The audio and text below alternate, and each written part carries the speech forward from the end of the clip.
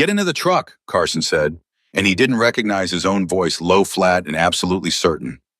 Get in the truck. Right now. The old woman stared at him from the dirt blood running down her temple, one eye already swelling shut. The man standing over her hadn't noticed Carson yet. He would in about 2 seconds. Carson didn't wait. If you've never seen a 19-year-old farm boy from Iowa make the worst and best decision of his life, at the same time you're about to. Before we go any further, if stories like this one move you, hit that subscribe button right now and drop your city in the comments below. I want to see how far this story travels. Now let's go back to that cornfield. The drive back from Henderson's feed store was supposed to take 22 minutes. Carson Ward had made that drive so many times in his 19 years that he could do it half asleep, which was almost exactly the condition he was in when his headlights caught the guardrail first, then the tire tracks in the gravel shoulder, then the rear end of a dark sedan sitting at a hard angle in the drainage ditch off County Road 7. He almost kept driving. That's the honest truth of it, and Carson would admit it later without any shame. It was 11:40 at night. He'd been up since 4 in the morning running irrigation lines in the south field. His shoulders ached in the way that only comes from 8 straight hours of physical labor, and his father had left the porch light on, which meant dinner was cold, but which meant all Carson had to do was get home. He almost kept driving. But the car was at a wrong angle, not the kind of angle a driver puts a car when they pull over to check a map or take a phone call. It was the angle of a car that had gone off that road fast and not by accident.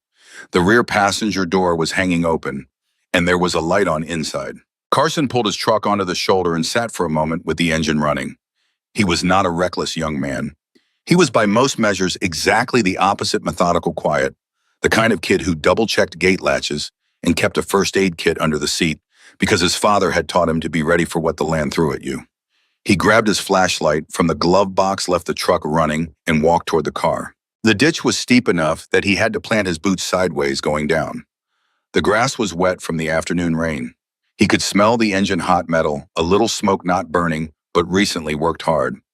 He shone the light through the rear window first. The back seat was empty. He moved around to the open door.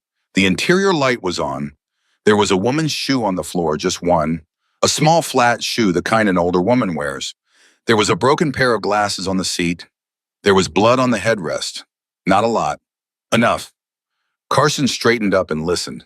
That's when he heard it, not loud, not close, but unmistakable in the flat quiet of an Iowa night. A voice, a woman's voice, coming from somewhere past the tree line at the far edge of the drainage basin, maybe 60 yards off the road. He stood there for 3 full seconds, making his decision. Then he went. He moved along the tree line rather than through the open ground, not because he had any training in that kind of movement, but because it was the same instinct he used when he was trying to get close to deer in the east pasture, slow parallel, using whatever was between him and the thing he was approaching. The ground was soft under the trees. His boots made almost no sound. He kept the flashlight off. He heard the woman's voice again, closer now, and this time he could hear what she was saying. She wasn't screaming.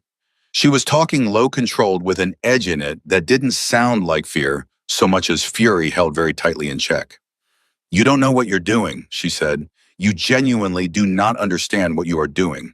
A man's voice answered her, flat-bored the voice of someone who'd stopped listening to the people he was handling a long time ago.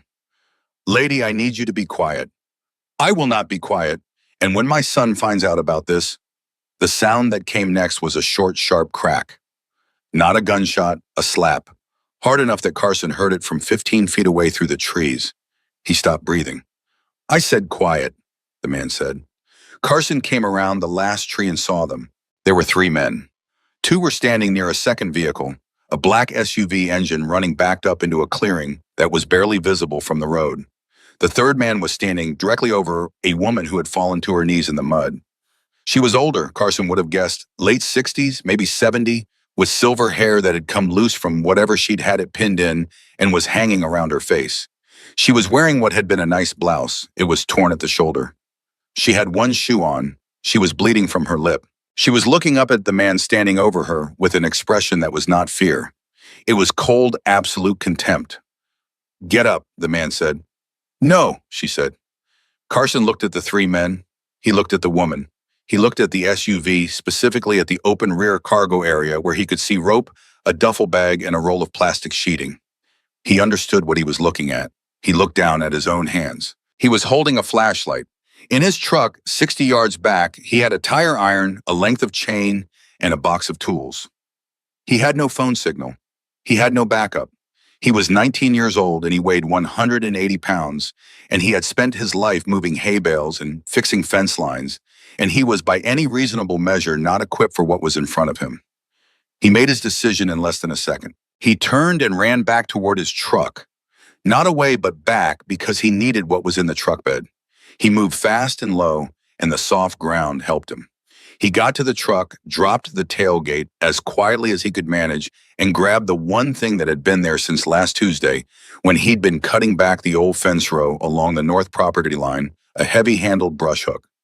36 inches of wood and steel curved blade on the end balanced for swinging. He also pulled the coil of tow chain off the hook on the side of the bed. He went back through the trees. The situation had shifted in the 2 minutes he'd been gone. The woman was on her feet now, but only because one of the men had hauled her up. He had her by the upper arm, and he was walking her toward the back of the SUV. The other 2 men were moving to close the cargo door. Carson didn't give himself time to think about it again. He came out of the trees at a dead run, and he swung the brush hook at the hand of the man holding the woman, not the blade, the wooden handle with every pound of force his body could generate from a full sprint. The crack of it connecting with the man's forearm was loud enough to startle all 3 of them into a frozen moment, and Carson used that moment. He grabbed the woman by the hand and pulled her sideways toward the tree line away from the SUV. The man he'd hit was on the ground making a sound that wasn't quite language. The other 2 were already moving. Carson said, not loud, just the one word directed at the woman, and she ran. She was fast for a woman her age. Carson registered that in some distant part of his mind as he kept himself between her and the 2 men coming after them. He swung the chain out behind him, not at anyone, just to make them stay back, to give himself distance, and they crashed into the corn together, the woman and the farm boy leaving the clearing, and the black SUV, and the 3 men, and the open Iowa road behind them. The corn was head-high and dense. Carson knew corn. He had grown up in corn.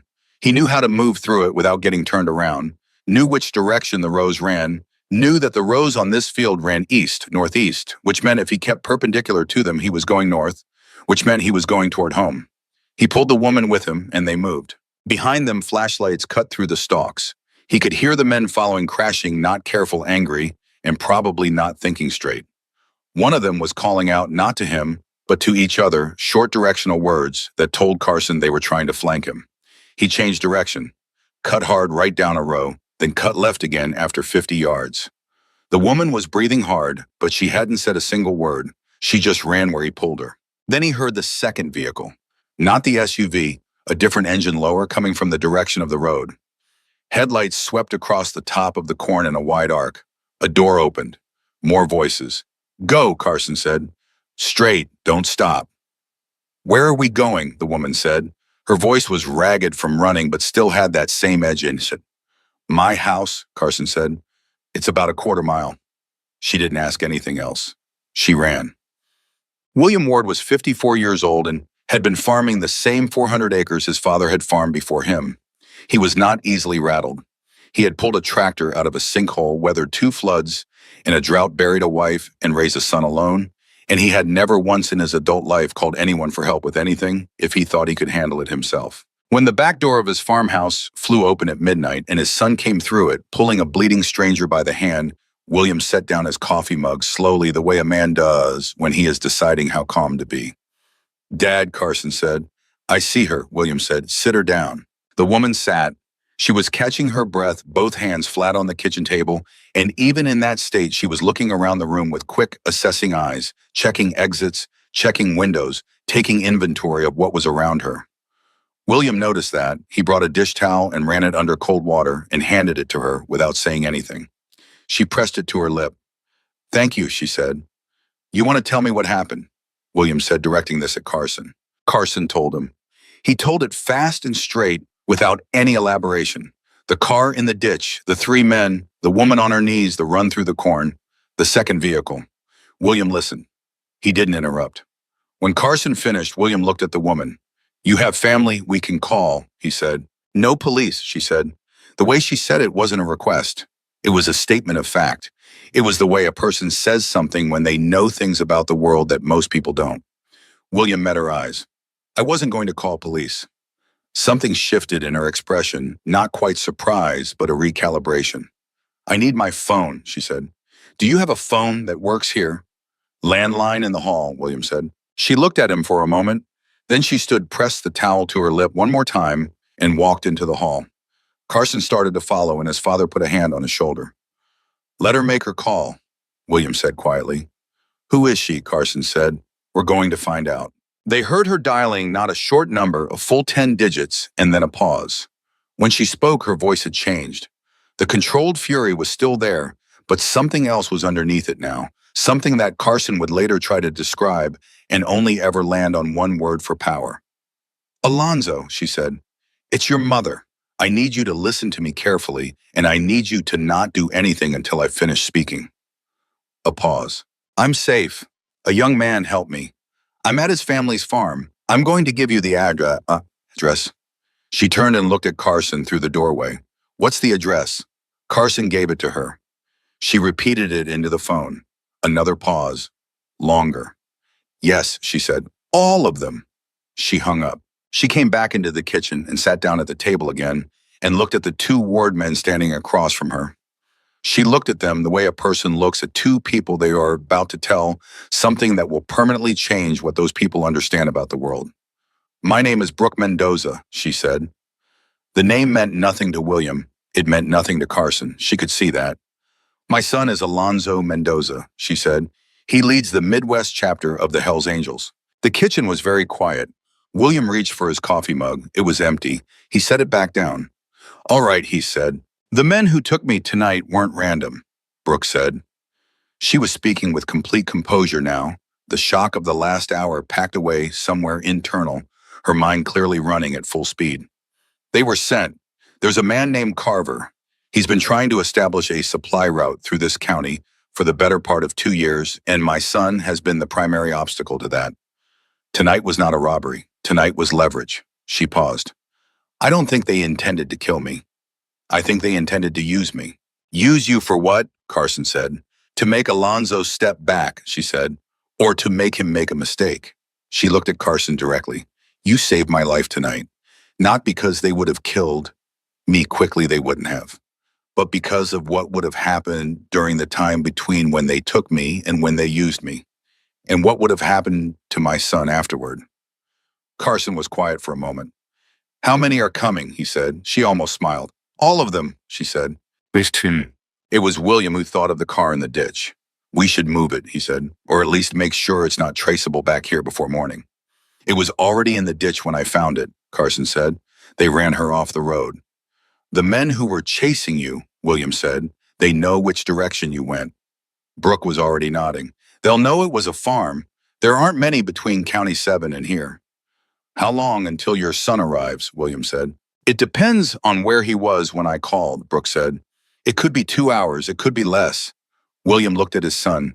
Carson looked at his father. Between them passed one of those wordless conversations that only happen between people who have lived in close quarters with each other through hard years, a full exchange compressed into about 2 seconds. All right, William said again. He went to the cabinet above the refrigerator and took down a box and checked what was in it and put it back. Carson, you're going to stay here with Mrs. Mendoza. I'm going to go check the road. Dad, I'm not going to do anything, William said. I'm going to check the road and come back. He went out the back. Brooke watched him go. She turned back to Carson. Your father, she said. He's a careful man. Yes, ma'am. That's a rare thing, she paused. What made you stop?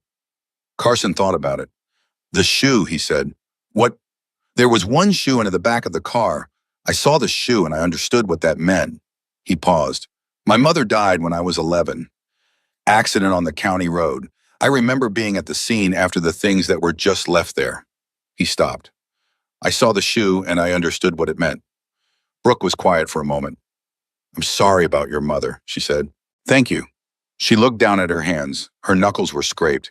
She had mud on both arms from where she'd fallen. She looked up again. Carson, when my son gets here, when all of them get here, I want you to understand something. What you did tonight is not a small thing to us. It is not the kind of thing we repay with a thank you and a handshake.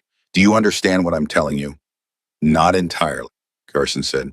You will, she said. They sat in the kitchen of the Ward farmhouse, and they waited. Outside, the Iowa night was heavy and still. Somewhere out on County Road, 7 headlights moved slowly in the dark. William Ward walked the fence line with his flashlight off, listening. And somewhere on the highways feeding into that county, from 3 directions, headlights were multiplying. William came back inside at 12:40 and said nothing for a moment, just poured himself a glass of water and drank half of it. They're not on this road yet, he said, but there's a truck parked down by the Henderson intersection with its lights off, hasn't moved. They're watching the road, Carson said. Watching and waiting, William agreed. He looked at Brooke. They may not know exactly which farm. They'll figure it out, she said. Men like Carver are patient right up until they're not. Once they realize they've lost me, really lost me, not just running through a cornfield, lost me, they'll start systematically checking every farm within a 2-mile radius. How much time does that give us? Carson said. Maybe an hour, she said. Maybe less. And your son, William said. She glanced at the clock on the kitchen wall. Less than that if everything went right. The 3 of them sat with that for a moment. Carson got up and went to the window and looked out at the darkness.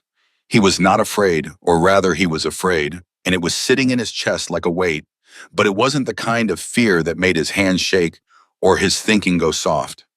It was the kind of fear that sharpened everything the way cold air sharpens a morning.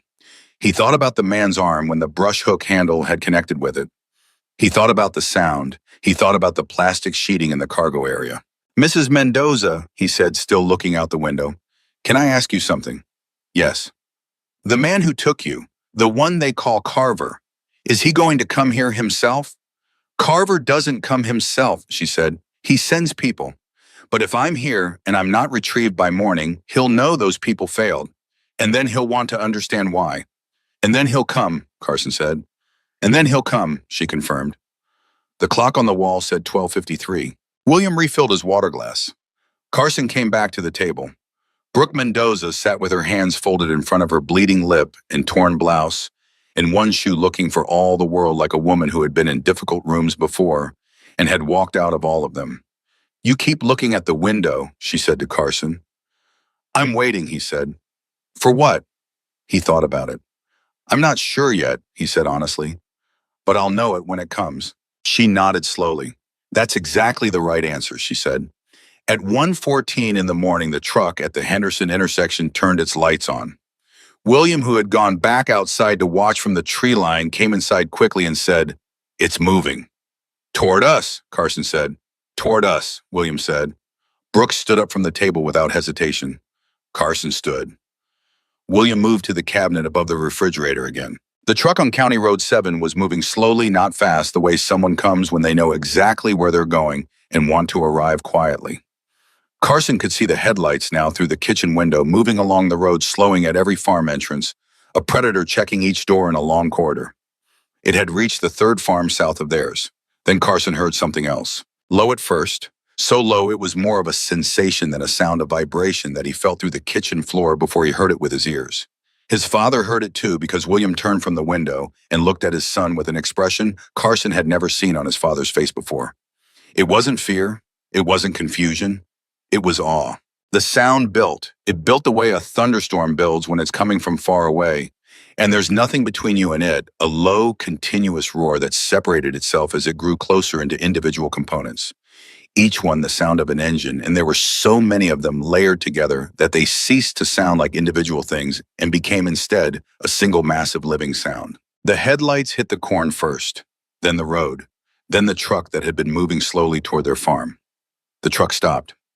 Brooke Mendoza was standing in the kitchen of the Ward farmhouse with her hands at her sides and her chin up and the faintest curve at the corner of her mouth that was not quite a smile and was not quite satisfaction, but was something that lived between those two things. There they are, she said quietly. Carson Ward stood at the window of his family's farmhouse and watched the highway fill with lights. Not dozens of lights, not hundreds. The road from the horizon to their front gate was a river of headlights, 2 columns wide, moving in perfect disciplined formation, and the sound they made together was the kind of sound that gets into your chest and stays there. The truck that had been creeping toward the Ward property from the Henderson intersection sat motionless on the road, and Carson could not see its driver. But he imagined what that driver was seeing and feeling and thinking in this moment, and he understood why the truck didn't move. He understood why it would not move for a very long time. The formation slowed, it arranged itself. Along the highway, bikes lined up with a precision that was almost ceremonial. Engines idled down one by one until the roar became a rumble, became a hum. A single set of headlights separated from the formation and turned up the Ward driveway. Carson's father put a hand on his son's shoulder. They went outside. The man who got off of the motorcycle at the end of the Ward driveway was large, genuinely large, the kind of large that isn't just height or weight, but presence. The way some people take up more space in a room than their physical body accounts for. He was wearing a cut and a leather vest covered in patches, and his face was hard in the way that a face gets hard when it has absorbed a long time of difficult things.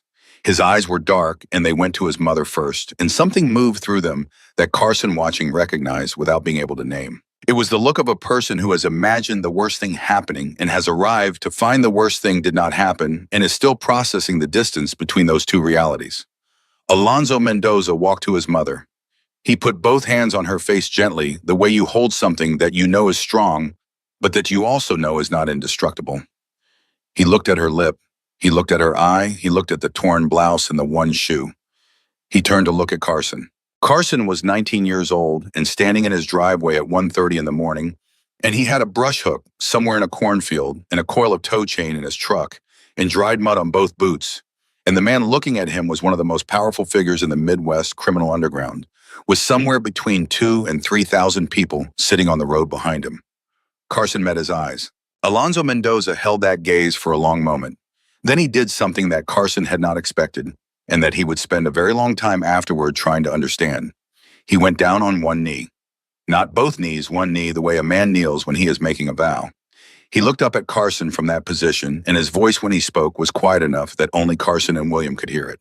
"You put yourself between armed men and my mother," he said. "You brought her to safety. You stayed with her until I could get here." He paused.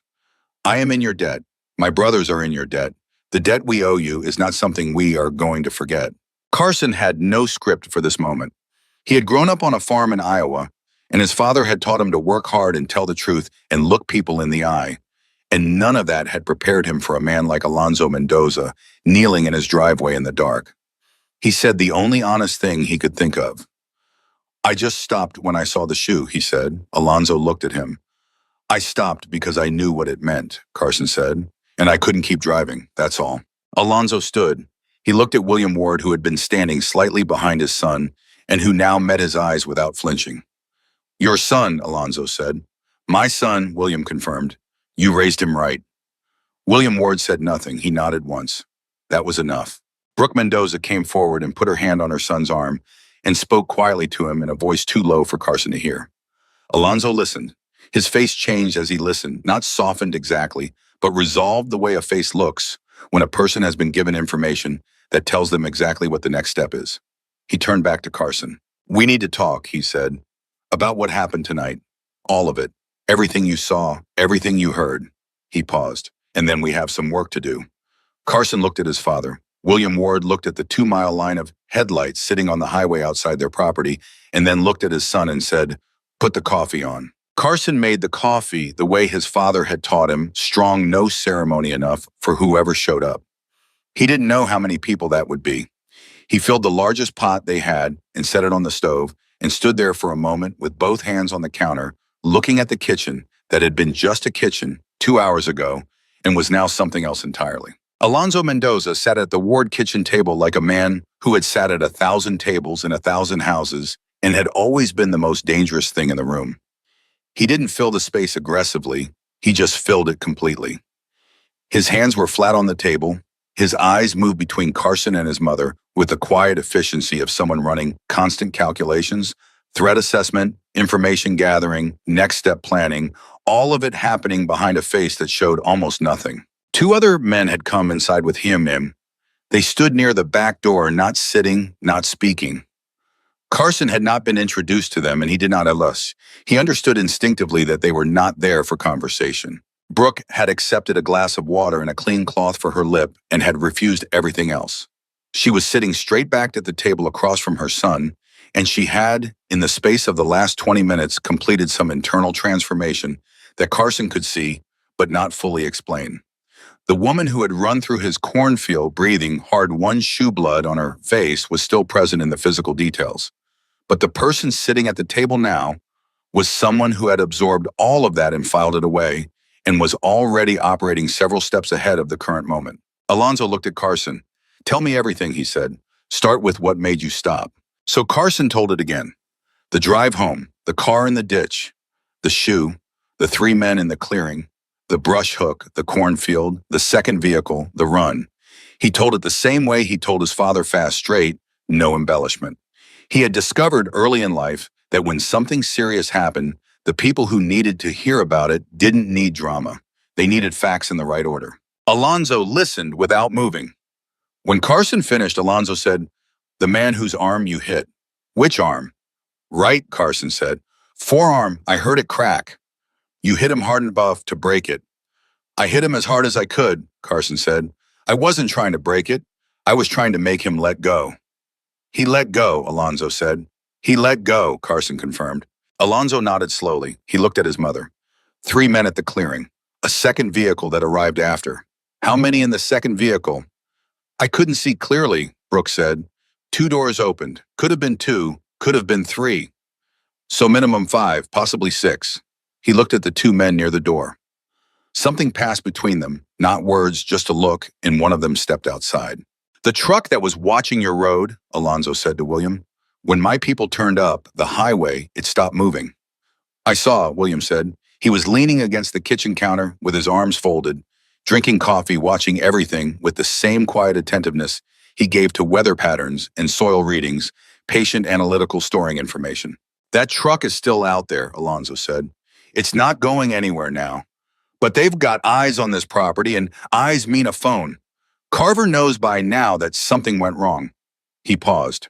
"Which means we have a window, and that window is not large." "A window for what?" Carson said. Alonzo looked at him directly. "To find out where they went and make sure they don't get reorganized before we do." The kitchen was quiet for a moment. "Who is Carver?" Carson said. It was Brooke who answered. "Raymond Carver," she said. "Not his real name. He's been using it long enough that most people don't know the original one anymore. He runs distribution for a Mexican operation, not the big ones you've heard of, one of the smaller ones that's been expanding north by buying off local infrastructure." She paused. "Local law enforcement, local politics. He's been building a corridor through this county for 2 years, a route north that doesn't touch any road we watch. And your son's chapter," Carson said carefully. "You've been blocking that." "We don't run drugs," Alonzo said flatly. It wasn't defensive, it was just a statement. "We've never run drugs. We don't want Carver's operation here any more than the people in this county do. The difference is we're the only ones willing to say that at volume." "So he grabbed your mother to make you back off," Carson said. "Or to make me make a move he could use against me," Alonzo said. "Grief makes people sloppy.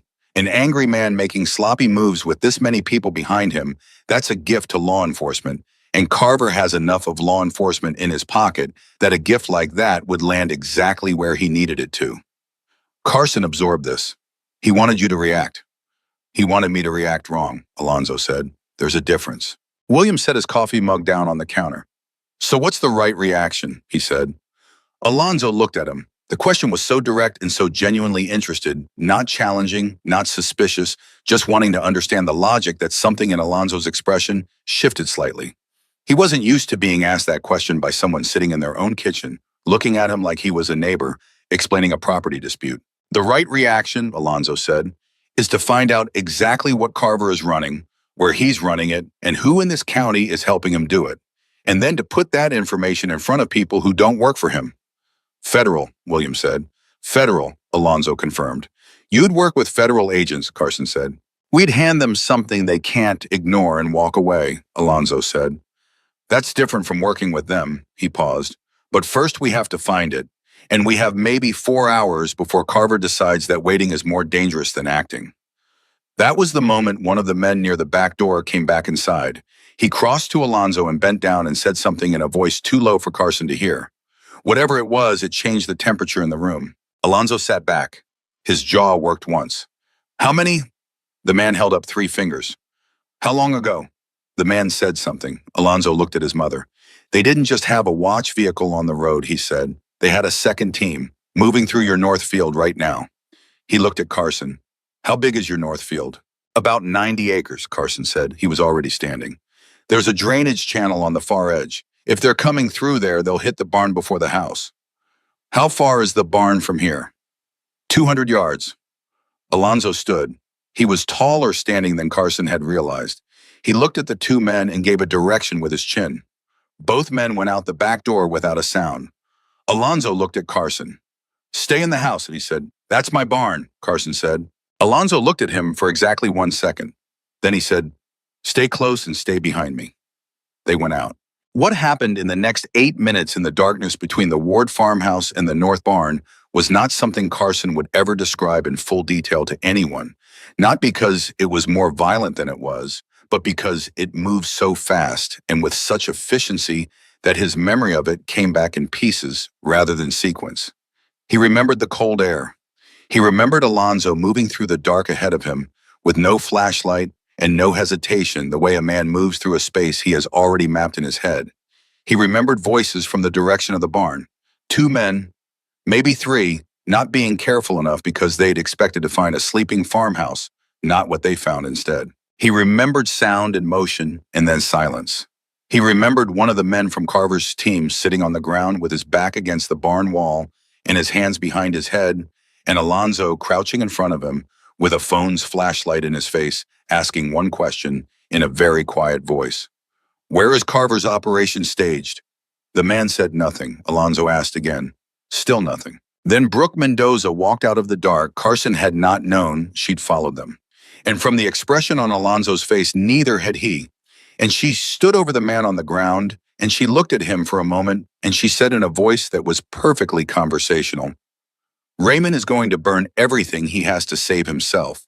You know that. You've always known that. The question is whether you're going to be part of what he burns.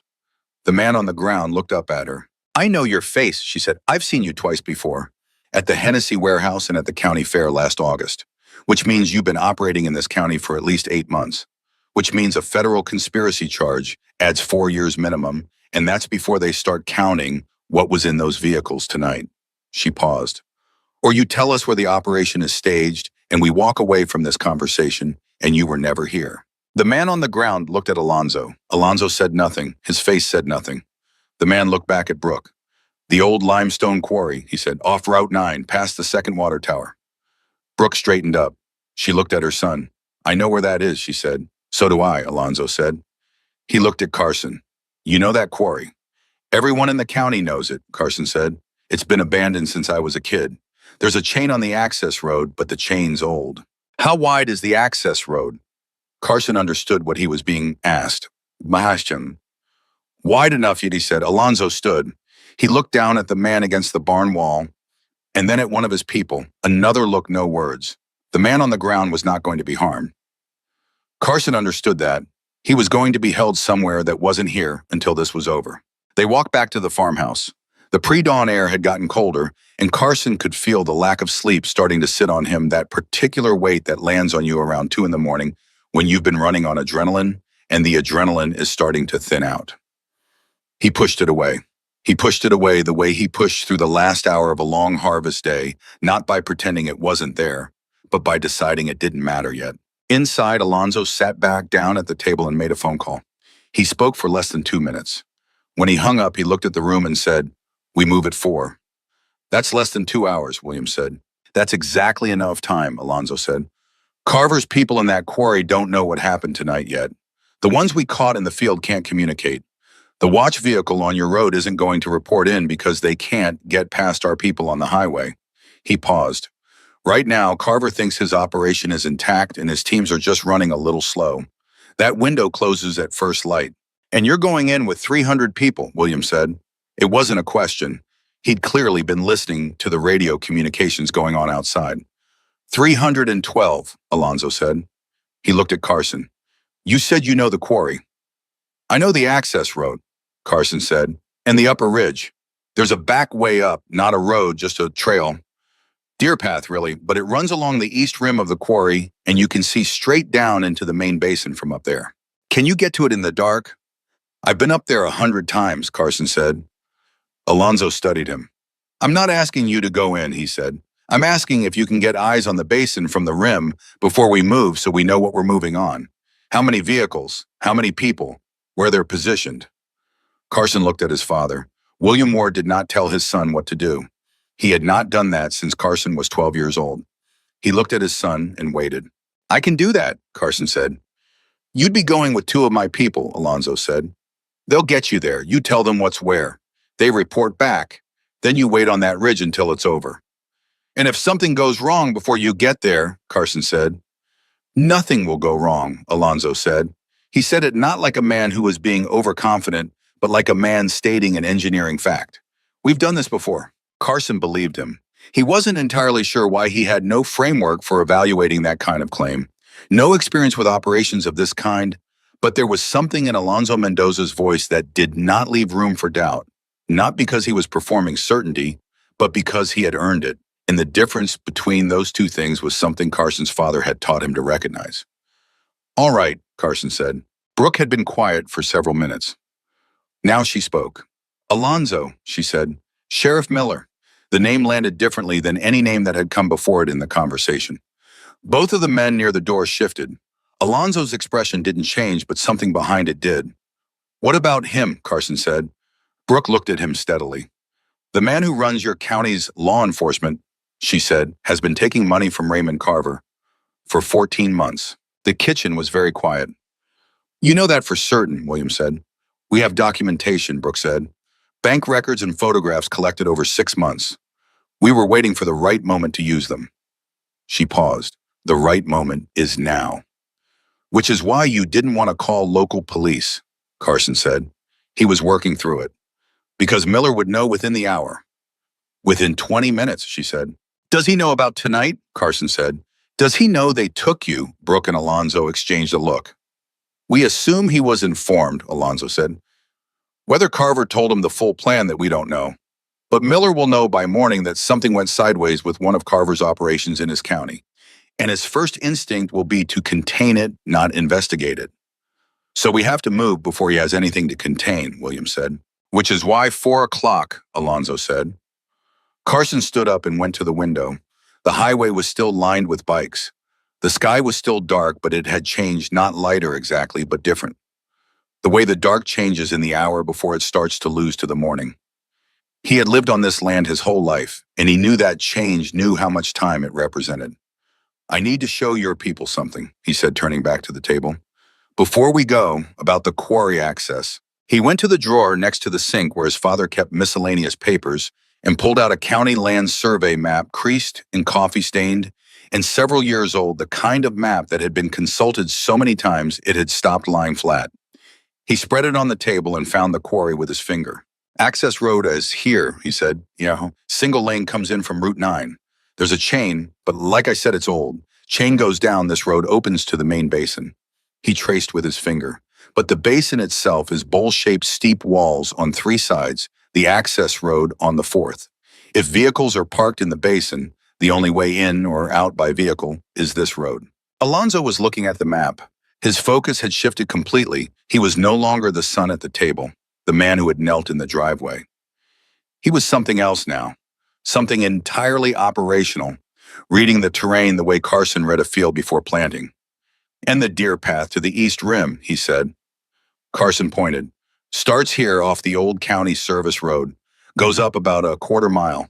The rim is maybe 40 feet above the basin floor. If we seal the access road first, Alonzo said not to Carson, but thinking aloud, then bring the second group over the rim. They have nowhere to go, one of the men near the door said. First words he'd spoken. Nowhere to go and nowhere to see us coming from, Alonzo said. The access road approach from the south will draw their attention. The rim approach from the east comes out of their blind side. He looked at Carson. You said you can get 2 of my people up that deer path in the dark. Yes, Carson said. How long? 20 minutes up, 15 if we move fast. Alonzo looked at the clock. 3:12. He looked back at the map. He looked at Carson with an expression that was not quite measuring and not quite grateful, something between the two. You know what I keep thinking, Alonzo said. Carson waited. I keep thinking about what would have happened if you'd kept driving, Alonzo said. What the next 24 hours look like if you'd kept driving. Where my mother is right now. Where I am right now. What I've done in the last hour that I could never undo. He paused. I keep thinking about all of that.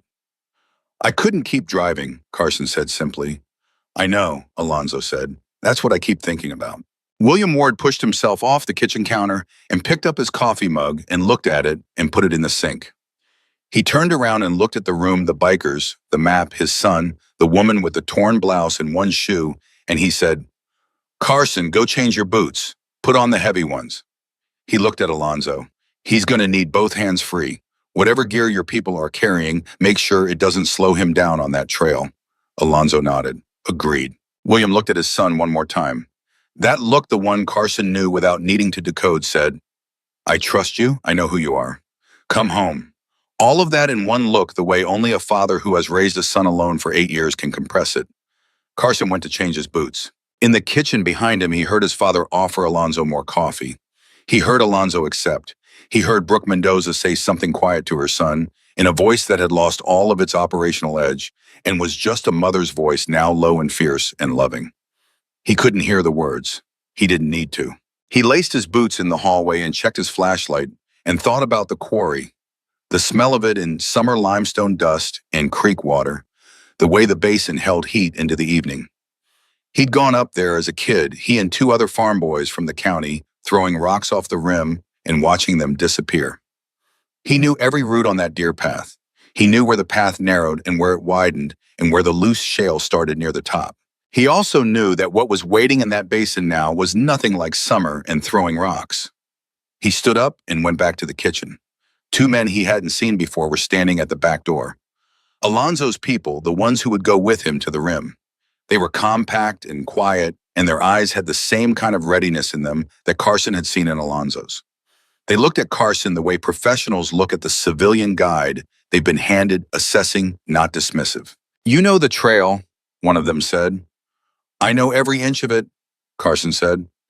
The man nodded. That was enough. Alonzo stood from the table. He looked at his mother, then at William, then at Carson. We move in 20 minutes, he said. The main group stages at the Route 9 turnoff. When I get your signal from the rim, he looked at the man who'd spoken to Carson. We go. How will we signal? Carson said. Alonzo handed him a radio, small black 1 button on the side. 1 press, he said. That's all. 1 press means you're in position and you can see the basin. And if something goes wrong before then, Carson said, nothing will go wrong, Alonzo said again. Same tone, same certainty. But this time he added, and if it does, you get yourself off that ridge and back to this farm. Your job tonight is eyes, not anything else. Carson pocketed the radio. Brooke Mendoza stood and crossed to Carson and stood in front of him. She was not a tall woman, but she had a quality of presence that made height irrelevant. She looked at him steadily, the way she'd looked at the man against the barn wall with complete clear-eyed assessment. Then she put her hand on his arm briefly, just for a moment, and said, be careful. Yes, ma'am, Carson said. When this is over, she said, you and I are going to have a longer conversation. Yes, ma'am, he said again. She almost smiled. Not quite, but close. Carson Ward walked out the back door of his family farmhouse into the pre-dawn Iowa dark, 2 of Alonzo Mendoza's people behind him, a radio in his pocket, and the deer trail to the east rim of the limestone quarry mapped in his memory like something he'd been given at birth and had been carrying without knowing why. On the highway, 2,000 engines sat silent and waiting. Behind him, his father stood at the kitchen window with cold coffee and steady hands watching his son walk into the dark, the way he'd watched him walk into every difficult thing since the boy was old enough to choose, not without fear, but without interference, because some things a man has to walk into himself. The sky to the east had not changed, not yet, but it was getting ready to. And somewhere on Route 9, past the second water tower, past the old chain on the access road, in the bowl of an abandoned limestone quarry that had once been a place for boys to throw rocks on summer evenings, Raymond Carver's operation was running in the dark, completely unaware of what was coming toward it from 3 directions simultaneously. Carson found the trailhead without a flashlight. He hadn't needed one. The deer path was exactly as Carson remembered it, narrow-rooted, the kind of trail that punished anyone who moved too fast or too confidently in the dark. He moved at a pace that was quick enough to matter and careful enough not to cost them. The two men behind him matched his rhythm without complaint. They didn't talk. They didn't need to. Carson had worked alongside enough quiet, focused men in his life, men who showed up for harvest, men who came when a neighbor's barn needed raising, to know that silence during hard work was not absence. It was concentration. The radio in his pocket felt heavier than it was. He knew the trail by a feel more than sight. Left where the big root crossed the path, right where the limestone shelf jutted up and you had to step over it or turn an ankle. Straight through where the brush thickened and most people would assume the trail ended. It didn't, it just got narrow for 20 yards and then opened again. He'd learned this path when he was 14, coming up here with his father to check the county survey markers on the east property boundary. He'd come back alone a dozen times after that for no reason he ever articulated to himself, except that the rim gave him something the flat fields below didn't: perspective. The feeling of being above the thing you were inside of. He thought about that now as he climbed. Being above it, seeing the whole basin at once. One of the men behind him touched his shoulder, a single brief contact, and Carson stopped. They all stood still. Below and to the left, a sound. An engine idling. A vehicle on the access road maybe, or just inside the quarry basin. Carson counted to 10. The sound didn't change, didn't move. Not a patrol. A parked vehicle running its engine, probably for warmth or power. He started moving again. The rim came up on him the way it always did, abrupt after the last hard push through the brush. Suddenly the ground dropped away, and the sky opened, and the whole basin was below him. He went to one knee, instinctively pulling low, and the two men behind him did the same without being told. Carson looked down into the quarry. What he saw turned the air in his chest cold. It wasn't 2 or 3 vehicles. It wasn't a small staging operation, a couple of guys moving boxes in the dark. The quarry basin was organized. There were 6 large trucks, the kind used for commercial freight, not cargo vans or pickups, but full-size rigs backed against the quarry wall in a line. There were generators running. There were lights hooded and directed downward to avoid aerial visibility, but bright enough that from the rim, Carson could see everything clearly. He could see men moving between the trucks with purpose, loading, transferring, stacking. He counted heads, 12 visible, probably more in or around the trucks. And at the far edge of the basin, nose out toward the access road, sat a county sheriff's department vehicle. Not parked like someone who'd driven out to investigate a complaint. Parked like someone who was there on purpose, positioned to watch the access road and give warning if anything came down it. Carson stared at it for a full 5 seconds. Then he pulled the radio from his pocket and pressed the button once. The response came back in seconds. Not a voice, just 2 short clicks. Received, understood, coming. One of the men beside him leaned close and said, barely above a breath, "How many are? 12 that I can see," Carson said at the same volume. 6 Freya trucks, generator power, and a sheriff's unit at the far end watching the access road. The man's jaw tightened. He pulled out his own radio and held it close to his mouth and spoke 3 words in a voice so low Carson couldn't catch them. They settled in to wait. Carson had done a lot of waiting in his life. Waiting for rain, waiting for a newborn calf to decide whether it was going to make it. Waiting for his father to come back from the hospital the night he'd had the fall off the baler when Carson was 16 and alone in the farmhouse for 6 hours not knowing. He knew how to wait. He knew how to hold still inside the waiting and not let it eat at him. But this was different from all of those. This was waiting while knowing exactly what was coming, and from the rim of that quarry able to see the 12 men below. Who did not know Carson felt something he hadn't expected to feel. He felt sorry for them. Not for the operation, not for Carver, whoever and wherever Carver was, but for the 12 men down in that basin, working their jobs in the dark, who had no idea that in the next few minutes the entire world around them was going to change with a speed and totality that left no room for options. Some of them were probably in it deep. Some of them were probably just drivers hired on for a run they'd been told not to ask questions about.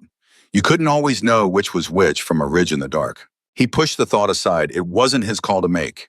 He'd made his call back on County Road 7 when he'd turned around for a brush hook instead of driving home. Everything since then had been consequence, and this was part of it. The first thing he heard was nothing. That was the tell.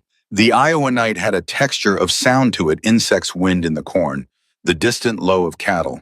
All of it had been present since he'd come up the trail.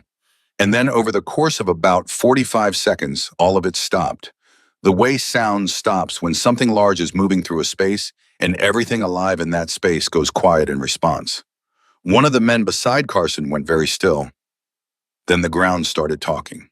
Not vibration exactly, or not only vibration. It was a presence, a physical transmission through the limestone beneath them, a deep rhythmic pulse that Carson could feel in his palms where they rested on the rock. He'd felt something like it once before years ago when a line of grain trucks came down the county road in close formation during the co-op harvest. But that had been a fraction of this. That had been a whisper compared to what was building now beneath the soles of his boots. Down in the basin, one of the men stopped walking. He'd felt it too. A second man stopped, looked at the first, said something. The sheriff's unit at the far end of the basin, its brake lights came on. The driver had felt it, was sitting up, paying attention, looking toward the access road. The pulse became a roar. It hit the basin like a wave, not sound exactly, because at that volume and with that many sources, sound ceased to be a thing you heard with your ears and became a thing you felt in your sternum, in your back teeth, in the liquid of your eyes. Every engine in 2,000 motorcycles firing at once, at full throttle down the access road and over the Route 9 turn and through the old chain that didn't even slow the first bike down, just snapped and fell and was rolled over before it hit the ground. The lights came on, every headlight, all of them simultaneously flooding the quarry basin from the access road, and 4 columns wide, motorcycle after motorcycle pouring through the gap in the quarry wall in a formation that was so disciplined, so precisely spaced, that it looked less like a raid and more like a military exercise, because that is, in fact, what it was. These were men who had ridden together for years, who moved in formation, the way a military unit moves, who had done this kind of operation before. Not here, not at this scale, but in principle. And the principle was exactly right. Seal the exit first. Flood the space. Leave no angle unconsidered. In the basin below, Carson watched the 12 men freeze. It was the freeze of people whose brain has received information it doesn't have a category for. You could see it even from the ridge, the sudden stillness, the turning toward the lights, the moment of absolute incomprehension before the reality assembled itself. And by the time the reality had assembled itself, there was nothing to do with it. The access road was sealed. The walls of the quarry were on 3 sides. And coming over the east rim from behind the men and the trucks and the generator lights were the 2 men who'd climbed up with Carson. They were not alone. 12 more had come up the trail behind them. Carson hadn't heard them coming, hadn't known they were there until they were beside him on the rim, and then moving over it and down into the basin. And he understood in that moment that Alonzo Mendoza had sent people up the back trail, not just for eyes, but for exactly this, the second angle, the blind side, the complete encirclement. One of the men in the basin broke for the quarry wall. He made it about 15 feet. He stopped because there was nowhere left to go, and because the man standing at the base of the quarry wall was looking at him with an expression that communicated with complete economy that this was not a situation in which running was one of the available choices. The man sat down in the dirt. The others followed his example one by one, not because anyone told them to specifically, but because the geometry of the situation made it the only logical conclusion. 12 men surrounded on 4 sides, light in their eyes, the sound still ringing off the quarry walls. The math was clear to anyone who could still do math. The sheriff's unit, Carson had been watching it the whole time. The brake lights had come on when the sound hit, and then the headlights, and he'd thought for a moment the driver was going to try to run the access road, plow through the motorcycles, get out, get clear. But the motorcycles had sealed the road before the car could build enough speed, and now the unit sat at the far end of the basin with its engine running and its lights on, and nothing to do with either. Alonzo rode in last. That detail Carson noticed it later, turning it over. Every other rider had been ahead of him. He'd come in at the end, not first, not in the position of maximum drama or visibility. He rode to the center of the basin and stopped and got off his bike and stood with his hands at his sides and looked around the space slowly, the way you look at something you have measured in your mind and are now measuring with your eyes to check the accuracy. One of his people brought someone forward, a man in his 50s, thick-necked, wearing a coat that was too light for the temperature. He looked like a man who gave orders and had not been on the receiving end of them in a long time. Carson had never seen Raymond Carver before. He looked at him from the rim and understood instinctively from the way the other men in the basin oriented slightly away from him. Even in custody, not toward him for direction, but away from him, the way you angle away from a thing that has been the source of pressure for a long time, that this was the man. Alonzo looked at him for a long moment, then he walked to the sheriff's unit. He knocked on the driver's window with two knuckles, the knock of someone who knows the door is going to open. It opened. Carson couldn't hear what was said. He was 40 feet up on the rim, and the basin acoustics were complicated by the engines and the echoes. But he could see it, the sheriff's deputy or detective or whoever was in that uniform stepping out with his hands already up. Not because anyone had drawn a weapon on him, but because the gesture of the hands was instinctive, a man trying to communicate surrender before anything else happened. And then the door swung fully open, and Carson saw who it was, and even from 40 feet up and in the dark, he recognized the profile. He'd seen that profile at the county fair for as long as he could remember. He'd seen it at the grain co-op meetings his father attended. He'd seen it on campaign signs along every road in the county for the last two election cycles. Sheriff Dale Miller, not a deputy, not a plainclothes investigator with some degree of plausible explanation. The sheriff himself in uniform in his own vehicle parked inside a cartel staging operation at 3:40 in the morning. Carson sat back on his heels. One of the men who'd come up the trail with him, the one who'd been crouching silently to his right through all of this, let out a single slow breath. "There it is," he said quietly to no one in particular. "Yeah," Carson said. Down in the basin, Alonzo was talking to Sheriff Miller. The conversation was short. Miller's hands stayed up for most of it. At one point, he said something, and Alonzo stopped and looked at him and said something back. And whatever it was, Miller stopped talking, and his hands went a little higher. Then Alonzo stepped back and made a phone call. Carson watched him dial wait speak. The call lasted less than a minute. When Alonzo hung up, he looked up toward the rim directly at the spot where Carson was kneeling, as if he'd known exactly where to look the whole time. He gave a single nod. Carson nodded back. He didn't know if Alonzo could see the gesture from that distance. He made it anyway. The climb back down the deer path was faster than the climb up had been. Though Carson's legs had started to register the night properly, the hours of running the tension held in muscle, the cold that had gotten into his joints while he'd been kneeling on the limestone rim. He moved carefully anyway. This was not the moment to turn an ankle in the dark. By the time he reached the bottom of the trail and got back to the Ward property, the sky had started doing what he'd known it would do, eventually shifting from black to a deep gray blue at the eastern edge, the first suggestion of morning coming up behind the horizon line, like a thought you can't quite put words to yet. His father was at the back door. William Ward looked at his son coming across the field, checked him head to toe, the way a father checks a returning child regardless of age, and then stepped back to let him in. "All right," William said. "All right," Carson said. They went inside.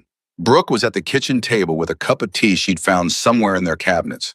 She looked at Carson when he came in, and he knew she had been reading his face before he'd even gotten through the door. She was very good at that, reading a face from across a room, extracting the information she needed before a word was spoken. "He's there," Carson said. "Miller, in his own unit, parked inside the operation." Brooke closed her eyes for exactly 2 seconds. When she opened them, they were clear and decided. "Alonzo made a call," she said. It wasn't a question. "I saw him make it," Carson said. "Federal," she said. "There's a field office in Des Moines. There's a specific agent we've been building toward a conversation with him for 4 months. Tonight, force the timeline." She paused. "It's all right, the documentation was ready." "You had all of this ready," William said. "Not an accusation, just recognition." "We've been watching Carver for a long time," she said. "We knew what he was building. We didn't know when he'd move on me, but we had a contingency." She looked at Carson. "The contingency did not include a 19-year-old farm boy. That part we didn't plan." "How long until federal agents get to the quarry?" Carson said. "They may already be moving," she said. "Alonzo would have given them what they need. The location, the physical evidence in those trucks, the sheriff in uniform on site. That's not a case you build. That's a case that builds itself." William sat down at the table. He hadn't sat down since midnight, Carson realized. He pulled out the chair across from Brooke and sat like a man whose body had finally sent an invoice for the night's labor. "What happens to Carver?" Carson said. Brooke looked at her teacup for a moment. "Raymond is a practical man," she said. "He's been practical his entire career. He didn't get as far as he did by being stupid or sentimental. She paused. He will understand what tonight means. He'll understand that the operation is gone, that Miller is gone, that the corridor he spent 2 years building is gone. And he'll make a calculation. She looked up. Practical men in impossible positions make the same calculation every time. They look for what they can trade. He'll deal, Carson said. He'll deal, she said, which in some ways is better than a trial. Trials take years. A deal means names, roots, connections, information that reaches further than Raymond Carver's operation in central Iowa. She picked up her teacup. The people Raymond works for won't be happy with him, but that's no longer our concern. Carson thought about the 12 men in the basin, the drivers who might have just been drivers. He thought about the man against the barn wall who'd given up the quarry location because Brooke had laid out his future with such clinical precision that there was nothing left to argue with. The men who were at the quarry, he said, the ones who aren't Carver and aren't Miller. What happens to them? Brooke looked at him steadily. That depends on what they know and what they're willing to say about it, she said. Some of them will trade what they have. Some of them won't have anything worth trading. Some of them were just hired hands. She paused. That's not a clean answer. No, Carson said, but it's an honest one. She nodded once with something that looked like respect. The three of them sat in the kitchen as the sky outside continued its slow argument with the dark and the coffee went cold and the clock moved past 4:30, and down on the highway, the last of the bike engines idled down to silence as the formation began slowly and in perfect order to disperse. Carson didn't hear Alonzo's bike pull up the driveway. He heard the back door open, which meant his father had left it unlocked, which meant his father had been expecting him. Alonzo came into the kitchen and stood for a moment, and there was something different about him now. Not looser exactly, but resolved. The calculation was over. The outcome was in. He looked at his mother first, and she looked at him, and between them passed a conversation that had nothing to do with Carver or Miller or the quarry. Then he looked at Carson. Federal agents are on site, he said. They were 40 minutes out when I called. They have everything they need, the trucks, the product, the manifests, Miller in uniform, Carver on location. He paused. It's done. William Ward said, coffee? Alonzo looked at him. Yeah, he said, please. William got up to make a fresh pot. Alonzo sat down. He looked at Carson across the table the way a man looks at someone. He is still working out how to account for not what category to put them in, but how to hold the full weight of what they've done without diminishing it by reducing it to a simple transaction. I called the federal contact from inside the quarry, he said, while our people were securing the site. I told them we had physical evidence of a large-scale cartel staging operation and on-site law enforcement participant and documentation of 14 months of payments. He paused. I also told them that the tip came from a civilian, a farmer in this county who stumbled onto an abduction in progress and chose to act. He paused again. I did not give them your name. I didn't ask you to keep it out, Carson said. I know, Alonzo said. I kept it out because you don't need federal agents showing up here. They asking you to formalize a story that doesn't need formalizing. What you did tonight doesn't need a deposition. It needs to be left alone to be what it was. Carson looked at him. What was it? Alonzo was quiet for a moment. Outside, the last of the bikes were pulling away from the highway, the sound of them fading south and north and east, until the Iowa road went quiet again, the way it had been before midnight, before the shoe in the back of a car and a farm boy who couldn't keep driving. You know that story that Alonzo said about the man who sees something wrong and crosses the street to fix it? Everyone has a version of it they like to tell, about the kind of person who does that, what they're made of. He looked at Carson. Most people who tell that story have never actually been the person in it. They think they know what it means. They don't. You do. Carson didn't say anything. What you did tonight, Alonzo continued, set something in motion that we needed set in motion. You didn't just save my mother. You handed us the moment we'd been waiting for, the right moment, with the right conditions, with Carver exposed and Miller exposed, and the whole operation sitting in a limestone quarry, 40 feet below a deer path that a 19-year-old farmer knew by heart. He shook his head slowly. If you'd kept driving, we'd have spent the next year trying to manufacture those conditions artificially. Maybe we'd have gotten there. Maybe we wouldn't. William came back with the coffee and set a mug in front of Alonzo and one in front of his son and sat back down. What happens next? William said. Alonzo wrapped both hands around the mug. For Carver, federal process, it'll take time. For Miller, same.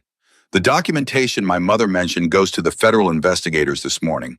By tomorrow, every deputy in this county who was loyal to Miller because he was Miller is going to be figuring out who they're actually loyal to. He paused. That's going to be messy for a while, but it'll clean up. And for us, William said. The question was direct without being demanding. Alonzo looked at him. For you, he said, things are going to remain to be quiet. We'll make sure of that. I'm not worried about quiet, William said. I'm asking about my son. Alonzo met his eyes. Your son is under our protection for as long as he lives, he said. That is not a figure of speech. That is not a gesture of gratitude. That is a commitment made by me on behalf of every person who rode down that highway tonight, and there is not a person in that number who would dishonor it. He paused. Carson will never be in a situation where he needs us and we don't come. That is the end of that conversation. William Ward looked at Alonzo Mendoza for a long moment. Then he picked up his coffee and drank. Brooke had been quiet through all of this. Now she looked at Carson and said, I want to ask you something. All right, Carson said. When you went back to your truck for the brush hook, she said, in those 2 minutes, you could have driven away. You could have gotten signal down the road and called 911 and been done with it. I know, Carson said. Why didn't you? Carson thought about it seriously the way he always thought about honest questions. He didn't reach for an easy answer or a good-sounding one. He went looking for the true one the way his father had taught him to do. Because calling 911 is what you do when the situation might work out fine without you, he said. When I looked at that cargo area, the rope and the plastic sheeting, I understood that this was not a situation that was going to work out fine without someone doing something. And I was the someone who was there. He paused. I didn't think past that. Brooke Mendoza looked at him for a long time. No, she said quietly. You didn't, and that's exactly what made it work. The sky outside had gone from gray-blue to the first pale suggestion of actual light. Carson could hear birds beginning tentatively, the way birds start in early morning. One voice, then a pause, then another, as if they're checking whether it's really time yet. The farm was waking up around them the way it always did on schedule, indifferent to what the night had held. Carson thought about the cows. They needed to be fed at 6. The south irrigation line had a fitting he'd noticed was running slightly loose yesterday, which needed to be addressed before it became a problem. The hay in the east barn needed turning. He thought about these things not to escape from what had happened, but because they were real and they were his, and they were still there unchanged, waiting for him the way work always waited on a farm patiently without judgment, with the quiet certainty that it would need doing regardless of what else had occurred. He was going to be very tired by noon. He looked at Alonzo. What about the people who were watching this farm, the ones you secured tonight in the field and on the road? They'll be turned over, Alonzo said, along with everything else. My people are making sure the handoff is clean. He paused. There won't be questions about how they were found or where they were held. That's already been managed. You've done this before, William said. Not approvingly or disapprovingly, just observing. Parts of it, Alonzo said. Not all of it, not like tonight. What was different about tonight, Carson said. Alonzo looked at him. He almost said something. Then he looked at his mother, then back at Carson. Tonight started with someone doing something for free, he said. No angle, no calculation, no asking what's in it for them. That's a rarer thing than people think. Most of what my world runs in is transaction, this for that loyalty, bought and maintained debt and repayment. I understand that world. I've lived in it my whole life. He paused. Tonight, a 19-year-old kid in Iowa stopped his truck on a dark road because he saw a woman's shoe and understood what it meant. And then everything else was downstream of that. He shook his head. You can't plan for that. You can't build toward it. It just happens or it doesn't. The kitchen was quiet. Brooke stood up from the table. She was steadier on her feet now than she'd been 3 hours ago, though the marks of the night were still on her, the lip, the eye, the torn blouse, the single shoe she had not replaced because there was no replacing it here. She looked like a woman who had been through something serious and had not been diminished by it. She looked at William Ward. Thank you for your home, she said, for the cloth and the water and the coffee and the open door. My mother would have done the same, William said. She smiled at that, a real one, brief but genuine. Then she looked at Carson one last time. We'll be in touch, she said. It was not a threat, and it was not entirely a comfort. It was simply true the way certain things are simply true, and you know it when you hear it because it has the weight of something that has already been decided.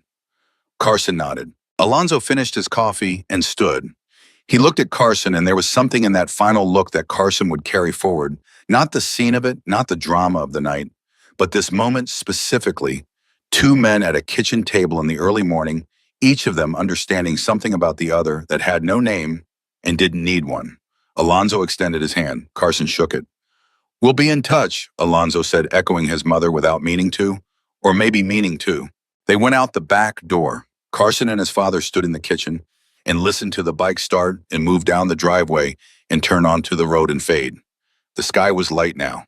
Not full morning, but committed to it, the kind of light that doesn't go back. William Ward looked at his son. "You need sleep," he said. "I need to feed the cows," Carson said. William looked at him for a moment. Then he put on his boots. "I'll do the cows," he said. "You get 2 hours." Carson started to argue. His father gave him a look that closed the argument before it opened. Carson went upstairs. He lay down on his bed without taking off his boots and stared at the ceiling and listened to his father moving around below him. Heard the back door. Heard the familiar rhythm of the morning farm starting up around him like something breathing. He thought about the woman's shoe in the back of the car. He thought about Alonzo kneeling in the driveway. He thought about 2,000 headlights on a rural Iowa highway at 1 in the morning. He thought I almost kept driving. And then for the first time in about 19 hours, Carson Ward closed his eyes. Carson slept for 90 minutes. Not 2 hours, 90 minutes, because at 6:50, his body simply stopped being able to stay down the way it had never been able to stay down past a certain point on a working farm, regardless of what the night had held. He came downstairs in clean clothes, and his father had already done the cows and was standing at the kitchen counter eating a piece of bread over the sink, the way he always ate when he didn't want to bother with a plate. William looked at him. "Coffee's fresh," he said. "Thanks," Carson said. They didn't talk about the night for a while. That was its own kind of conversation. The silence of two people who have been through something together and are giving it room to settle before they put words on it. Carson drank his coffee and looked out the window at a morning that looked exactly like every other morning on this farm, the light coming in flat and clean across the fields, the shadows of the tree line long and familiar. His phone had signal again. He hadn't noticed when it had come back. He had 14 missed calls. 3 of them were from a number he didn't recognize. 6 were from his cousin Danny in Ames, who was probably calling because something was on the news. 4 were from his friend Mike Heller, same reason. 1 was from a woman at the county extension office who had no idea what she'd accidentally called into the aftermath of. Carson turned the phone face down on the table. "It's on the news," William said. "It wasn't a question." "I'd guess so," Carson said. "How much?" "I don't know yet." Carson picked up the coffee again. "Quarry raid with federal agents. Sheriff arrested on site. That's going to make noise." "It'll make noise for a while," William said. "Yeah." William finished his bread and brushed the crumbs into the sink and turned around and leaned against the counter. He had a look on his face that Carson recognized the look he got when he was working up to saying something he'd been turning over for a while. "You did right," William said. "Last night. All of it." "I know," Carson said. "I'm not saying you need to hear it," William said. "I'm saying it because it's true and because I want it said out loud at least once before the world starts putting its own words on what happened." Carson looked at his father. "What do you think the world's going to say?" "Depends on which part of the world," William said. "The part that reads newspapers is going to say a lot of things, most of them missing the point. The part that lives in this county is going to say a lot of other things, some of them accurate." He paused. "The part that matters already knows what happened." The phone buzzed face down on the table. They both looked at it. Neither of them moved. It stopped. "The farm," Carson said. "The mortgage." William's expression shifted slightly. Not discomfort exactly, but the look of a man who has been carrying a weight and had briefly set it down and been reminded it was still there. "What about it?" "How much time do we have?" Carson said. "That's not your concern," William said. The automatic answer, the parental deflection. He'd been giving it for 2 years, ever since the bad harvest season, and the equipment loan that hadn't worked out the way it was supposed to. "It is my concern," Carson said. "It's my farm, too. How much time?" William looked at his son for a moment. Then he said, "The bank sent a letter last week. 90 days. Carson absorbed this. 90 days was real. 90 days was not an abstraction or a someday problem. 90 days was 3 months, which on a farm meant one season, which meant they were already inside the last season of the life they'd been living on this land. I've been trying to figure out the refinance, William said. There are options. I've got a call with the loan officer on Thursday. All right, Carson said. It's going to be all right, William said. He said it with the particular kind of conviction that men use when they're not entirely sure something is true, but have committed to behaving as though it is because behaving as though it is has gotten them through every hard thing so far. Carson nodded. He believed his father. He also understood the numbers. Both of those things could be true at the same time. His phone buzzed again. He turned it over. Unknown number, same one as three of the missed calls. He almost let it go again. Then he picked it up. Yeah, he said. The voice on the other end was a woman's, professional, precise, with a cadence that said government before she'd given her title. Is this Carson Ward? It is, he said. Mr. Ward, my name's Special Agent Patricia Holt with the FBI's Des Moines field office. I apologize for the early call. I want to assure you this is not. I want to be clear that you are not in any kind of trouble. We're conducting follow-up on the operation at the limestone quarry last night, and we have information suggesting you may have had some proximity to related events earlier in the evening. A pause. I'd like to speak with you in person at your convenience, not at a field office, wherever you're comfortable. Carson looked at his father, who was watching him. Can I ask who gave you my name? Carson said. A pause from the agent. I'm not able to tell you that right now, she said, but I can tell you that whoever did presented you in entirely positive terms. Carson thought about Alonzo saying he'd kept his name out. He thought about the gap between saying something and circumstances making it untrue. He wasn't angry. He understood. There was a difference between keeping a name out of an informal tip and keeping a name out of a federal investigation that was now processing 6 freight trucks full of cartel product and a county sheriff in handcuffs. I can meet you this morning, Carson said. There's a diner in Millhaven on Route 12. It opens at 7:30. I'll be there at 8, she said. He hung up. FBI, William said. FBI, Carson confirmed. William picked up his coffee mug, found it empty, and set it back down. You want me to come? No, Carson said. Then, yes, actually, yeah, come. William almost smiled. All right, he said, let me get my boots. Special Agent Patricia Holt was already at the diner when they arrived, sitting in a corner booth with her back to the wall in the way of someone who always sits with their back to the wall. She was in her early 40s, dark hair pulled back, wearing civilian clothes, jeans, and a jacket, which Carson understood was deliberate. She had a coffee in front of her and a notepad that she closed when they walked in. She stood and shook Carson's hand and then William's and said, "Thank you for coming." And it didn't sound like a pleasantry. It sounded like she meant it specifically. They sat. She looked at Carson with the direct, unhurried attention of someone who was very good at their job and had no interest in pretending otherwise. I'm going to be straight with you, she said. What happened last night at the quarry, what we found there, what we're processing right now is significant. I don't mean significant in the way that it gets used routinely. I mean, this is the largest single interdiction in the upper Midwest in 6 years, and it's connected upward to an organization we have been building a case against for 4 years. She paused. The piece that led us there came from a source who told us a farmer in this county intervened in an abduction attempt and set a chain of events in motion. That's you. That's me, Carson said. I want to hear what happened, she said. In your words, from the beginning. So Carson told it for the 3rd time. He was getting good at it, the facts in the right order. No embellishment, the full truth without anything that wasn't asked for.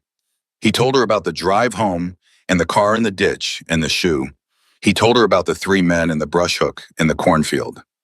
He told her about the farm and the phone call and Brooke Mendoza. He did not tell her about the radio on the quarry rim or the deer path or the 12 men in the basin. He told her that after Brooke made her call, people arrived, and those people identified the quarry as a staging location, and those people contacted her office. Holt listened without writing anything. She was watching his face rather than his words, the way experienced interviewers do, checking the face against the content, looking for the gap between them. There was no gap. The source who contacted us, she said carefully. Alonzo Mendoza. I wouldn't know who it was, Carson said. Technically true. She looked at him. Mr. Ward, she said, and her voice had shifted, not warmer, but more direct. I've been doing this work for 17 years. I have sat across from a lot of people in a lot of diners and listened to a lot of versions of events. I'm not trying to put you in a position. I'm trying to understand what happened so we can build something from it that holds. She paused. The Hells Angels delivered 6 Freighter trucks, a county sheriff, and the on-site operational leader of a cartel distribution network to federal jurisdiction in a single night without a single civilian casualty, with documentation that our forensic accountants are telling me is the most comprehensive paper trail they have seen from an informal source in a decade. Another pause. That doesn't happen by accident. That happens because someone spent a long time getting ready for the right moment. And the right moment happened because a farm boy stopped his truck on a dark road. Carson was quiet. I'm not asking you to testify against anyone, she said. I'm not asking you to be a formal witness to anything. I'm asking you to understand that what you set in motion last night is going to matter for a long time in ways you probably can't see from here. She looked at him steadily. And I'm asking if there's anything you need from us in return. Carson looked at his father. William was sitting with his hands around his coffee mug, watching the agent with the same patient attention he gave to everything, storing information, not reacting. There's a corrupt sheriff in your custody, Carson said, turning back to Holt. There is, she said. How deep does it go in this county, he said. Beyond Miller, his people, his deputies, the county commissioners he was connected to. How deep? Holt was quiet for a moment. We're still mapping that, she said carefully. But it goes, Carson said. It goes, she confirmed. So this county's law enforcement structure is compromised at a level we don't fully know yet, Carson said, which means the people in this county, farmers' families, people who've been living under Miller's jurisdiction for years, they've been operating under a system that was partially working against them. Yes, Holt said, that's accurate. Then what I need, Carson said, is for the cleanup here to be as honest as the raid last night. I need the people in this county to end up with a law enforcement system that actually works for them. That's what I need. Holt looked at him for a long moment. Across the diner, the cook was running something on the flat top, and the smell of it was ordinary and good and completely indifferent to everything being discussed in the corner booth. I can promise you that the federal investigation will go where the evidence goes, she said. I can't promise you what that looks like on the other end, but I can tell you that Miller's cooperation, which we're actively negotiating, will be contingent on full disclosure of the network within this county. Every name, every payment, every arrangement. She paused. That's the leverage and we'll use it. All right, Carson said. He picked up his coffee. Then that's what I need.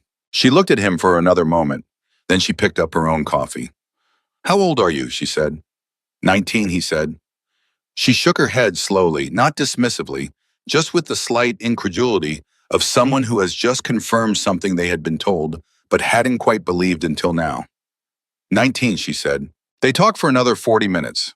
Holt asked careful, specific questions about the timeline of the evening, when he'd stopped, what he'd seen, how long between actions, and Carson answered all of them with the same precision he'd brought to the whole telling. William spoke twice, once to confirm the time Brooke had arrived at the farm, and once to add a detail about the watch vehicle at the Henderson intersection that Carson had overlooked. Holt wrote both things down. When they were done, she closed her notepad and slid a card across the table. If you think of anything else, she said, or if anything comes up that concerns you, anyone approaching you, any pressure from any direction, you call me directly. What kind of pressure? Carson said. Carver has people beyond this county, she said. The operation here was one node in a larger network. Most of those nodes don't know yet what happened last night. When they find out, there may be questions about how it happened, how the operation was located. She looked at him evenly. I don't expect anything to come to your door, but I want you to have the number. Carson pocketed the card. Outside the diner in the parking lot, Holt shook both their hands again and walked to a nondescript government vehicle and left without looking back. Carson and William stood by William's truck. She's good, William said. Yeah, Carson said. You believe her about the cleanup? Carson thought about it. I believe she'll do what she said. I believe the investigation will go where the evidence goes. He paused. I believe the county is going to be a different place in a year than it is now. He paused again. Whether different means better, that's going to depend on who fills the space that Miller leaves. William looked at him. When did you start thinking like that? Carson looked at his father. Last night, he said. They drove home. The farm looked exactly the same. That was the thing Carson kept returning to in the days that followed. The farm looked exactly the same. The south irrigation line still had the loose fitting. The hay in the east barn still needed turning. The cows needed feeding at 6 and at 6 and at 6, the same as they had every morning of his life. But the county did not look the same. By noon on the day after the raid, the news had names: Carver Miller, the quarry, the freight trucks, the federal investigation. By evening, the names had faces. By the following morning, every person in the county who had ever done business with the sheriff's department or attended a county commission meeting or put a Miller campaign sign in their yard was running a private inventory of what they had known and when they had known it and what that meant about them. It was a particular kind of disruption. Not violent, not immediately visible, but deep, the way a frost goes into the ground and doesn't show its damage until spring. Carson had 3 conversations in those first days that stayed with him. The first was with Mike Heller, his oldest friend, who drove out to the farm on the second morning and sat at the kitchen table drinking Williams coffee and looking at Carson with an expression that was trying very hard to be casual and failing completely. "So it was you," Mike said. "What was me?" Carson said. "Don't," Mike said. "It's all over the county. Someone at the FBI field office talked, or someone at the quarry talked, or someone who was on that highway at 1 in the morning talked. It doesn't matter. Everyone knows a farmer stopped those guys, and everyone knows it was you." Carson was quiet. "Are you okay?" Mike said. "I'm fine," Carson said. "Your dad?" "Fine." Mike looked around the kitchen at the table and the coffee pot in the window. "I drove past the Henderson intersection this morning," and he said, "there was a news van." "I saw," Carson said. "They're going to want to talk to you." "They can want," Carson said. Mike nodded. He drank his coffee. He was quiet for a while, and then he said in a completely different voice, quieter, more careful, "Were you scared?" Carson thought about it honestly. "Yes," he said, "but it didn't matter." Mike looked at him. "What do you mean it didn't matter?" "I mean being scared didn't change what needed doing," Carson said. "So it didn't factor." Mike was quiet for another moment. "I would have kept driving," he said, not ashamed of it, just honest. "You don't know that," Carson said. "I do actually," Mike said. "I know myself pretty well. I would have called 911 from down the road." "That might have been the right call," Carson said. "No," Mike said. "It wouldn't have been, not with the plastic sheeting in the cargo area." He looked at Carson. "You didn't tell me about the plastic sheeting." "That detail wasn't in the news. I just know you." Carson looked at his friend. "Yeah," he said. "That's why I didn't keep driving." The second conversation was with a man Carson didn't know. A deputy named Roy Caswell, who showed up at the farm gate on the third morning in his personal vehicle out of uniform and asked if he could speak to Carson privately. He was in his mid-30s, lean with the look of a man who had been carrying something heavy and had decided today was the day to put it down. Carson walked out to the gate, and they stood on opposite sides of it. "I want you to know," Caswell said without preamble, "that I didn't know about Miller, about any of it." He met Carson's eyes directly. "I've been a deputy in this county for 9 years. I thought I knew who I worked for. I didn't know." Carson looked at him. "Why are you telling me?" he said. "Because you're the reason it came apart," Caswell said. "And I needed you to know that there are people in that department who are glad it came apart, even though it's our careers on the line while it gets sorted out. Even though everything we've done in the last year is being reviewed." He paused. "There are good people in that department. I want you to know that." "I believe you," Carson said. Caswell nodded. He looked like he'd expected more resistance and wasn't sure what to do with the absence of it. "Okay," he said. "That's all I wanted to say." He got back in his personal vehicle and drove away. The third conversation happened on the fourth day, and Carson hadn't expected it, and it was the one that hit him differently from all the others. He was working the south field, finally addressing the irrigation fitting, when his father called from the farmhouse.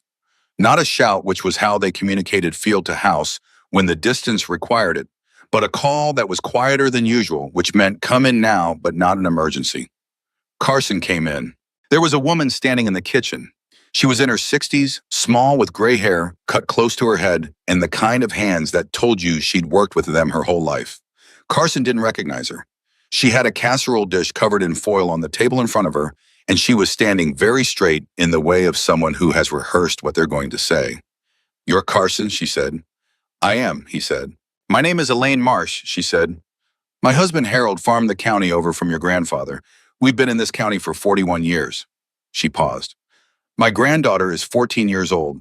Last spring she told me that a man had been approaching her at the school bus stop, said things to her, followed her twice." She paused again, and something moved through her that Carson recognized as controlled fury the same thing he'd seen in Brooke Mendoza's face. She told me, and I told the sheriff's department. Carson was very still. Miller himself took the report, she said.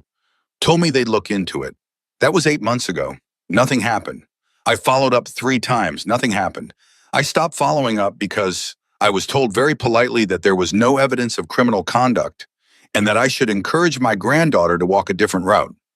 She stopped. Last week they arrested that man. Because of the investigation, your situation opened up the review of cases that were dropped or closed under Miller's watch. They found the report I filed. They found 2 others like it. Carson didn't speak. I came here, she said, because I didn't know where else to go with it.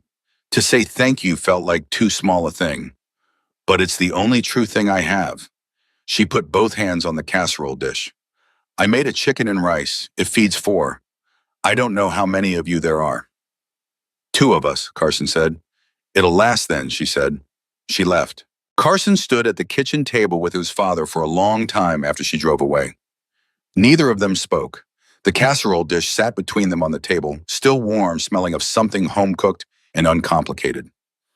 Eventually, William said, "You all right?"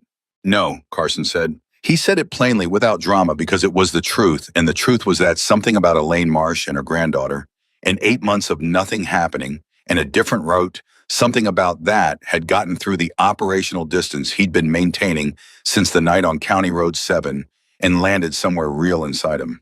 "Good," William said. Carson looked at him. "Good that you're not all right," William said. "It means you understand what it was. Not just what happened to you. The whole shape of it." Carson pulled out a chair and sat down. He put both hands on the table flat and looked at them, the same hands that had swung the brush hook that had pulled Brooke Mendoza to her feet in a muddy clearing that had pressed a radio button on a limestone rim at 4 in the morning. "Miller let that man keep walking past her granddaughter's bus stop," Carson said. "Because he was protecting Carver's network. Because making trouble in the county, even the right kind of trouble, created noise he didn't want." He paused. How many others? How many calls like hers did he bury because they were inconvenient? Holt said the review is going back 3 years, William said. 3 years, Carson said. "They'll find what they find," William said. "And what they find is going to be Carson stopped. Started again. "Dad, what I did on that road, what I found when I stopped. The shoe, the plastic sheeting. Brooke Mendoza, all of it, if I hadn't stopped, she would have been used against her son, and Alonzo would have made a mistake, and Carver would have used that mistake, and Miller would have covered what needed covering, and that woman's granddaughter would still be walking past that man at the bus stop." He paused. "That's the whole chain. 1 shoe in a car in a ditch." "Yes," William said simply. "That's too much weight for 1 shoe," Carson said. "It's not about the shoe," William said. "It's about you stopping. The shoe just told you to stop. The decision was yours." Carson sat with that. Outside, the irrigation system clicked on in the south field. The fitting must have reseated itself somehow, or his repair earlier had held. The sound of it was regular and mechanical and completely ordinary. The sound of his life going on the way it always went on, water moving through pipes ground, receiving it, things growing. His phone buzzed on the table. He looked at Ida. Unknown number, he picked it up. "Carson," Alonzo's voice. Direct, no preamble. "Yeah," Carson said. "We need to meet," Alonzo said. "Not at the farm. There's a truck stop on I-80 east of Adair. Can you be there in 2 hours? Carson looked at his father. "What's happened?" he said. A pause. "Something you need to hear from me before you hear it from anyone else," Alonzo said. The way he said it told Carson 2 things simultaneously. The first was that it was serious. The second was that it wasn't bad, or rather it was serious in the way that large things are serious, not in the way that dangerous things are serious. 2 hours, Carson said. He hung up. His father was already looking at him. "Truck stop on I-80, Carson said. "He has something to tell me." "I'll drive," William said. "You don't have to." "I'll drive," William said. He picked up his keys. They drove east on the interstate with the farm falling away behind them, and the late morning Iowa sky flat and bright above the highway, and Carson sat in the passenger seat of his father's truck and watched the mile markers go by, and thought about the chain of things that had led to this particular Tuesday morning, this particular highway, this particular destination, and how all of it, the whole improbable cascade, had started with a man who almost didn't stop. The truck stop was busy with the late morning freight traffic. Carson spotted Alonzo's bike in the far corner of the lot before they'd fully parked. He was sitting at a table inside with a cup of coffee and no one else, which meant the three men who had come in with the formation 3 nights ago were somewhere nearby and not visible, which was exactly how they would operate in a space like this. Carson and William went in. Alonzo stood. He shook both their hands. They sat. He looked at Carson with an expression that was resolved and direct the way a man looks when he has made a decision and is now executing it. "I want to tell you what happened with Miller," he said. "Holt told me some of it," Carson said. "Not this part," Alonzo said. He wrapped both hands around his coffee. Miller wasn't just on Carver's payroll. Miller was specifically assigned to monitor the Ward farm. Carson heard the words. His brain processed them and then asked for them again. "What?" he said. "For the last 4 months," Alonzo said, "Carver had intelligence suggesting that my mother was using a series of rural properties in this county as informal communication stops.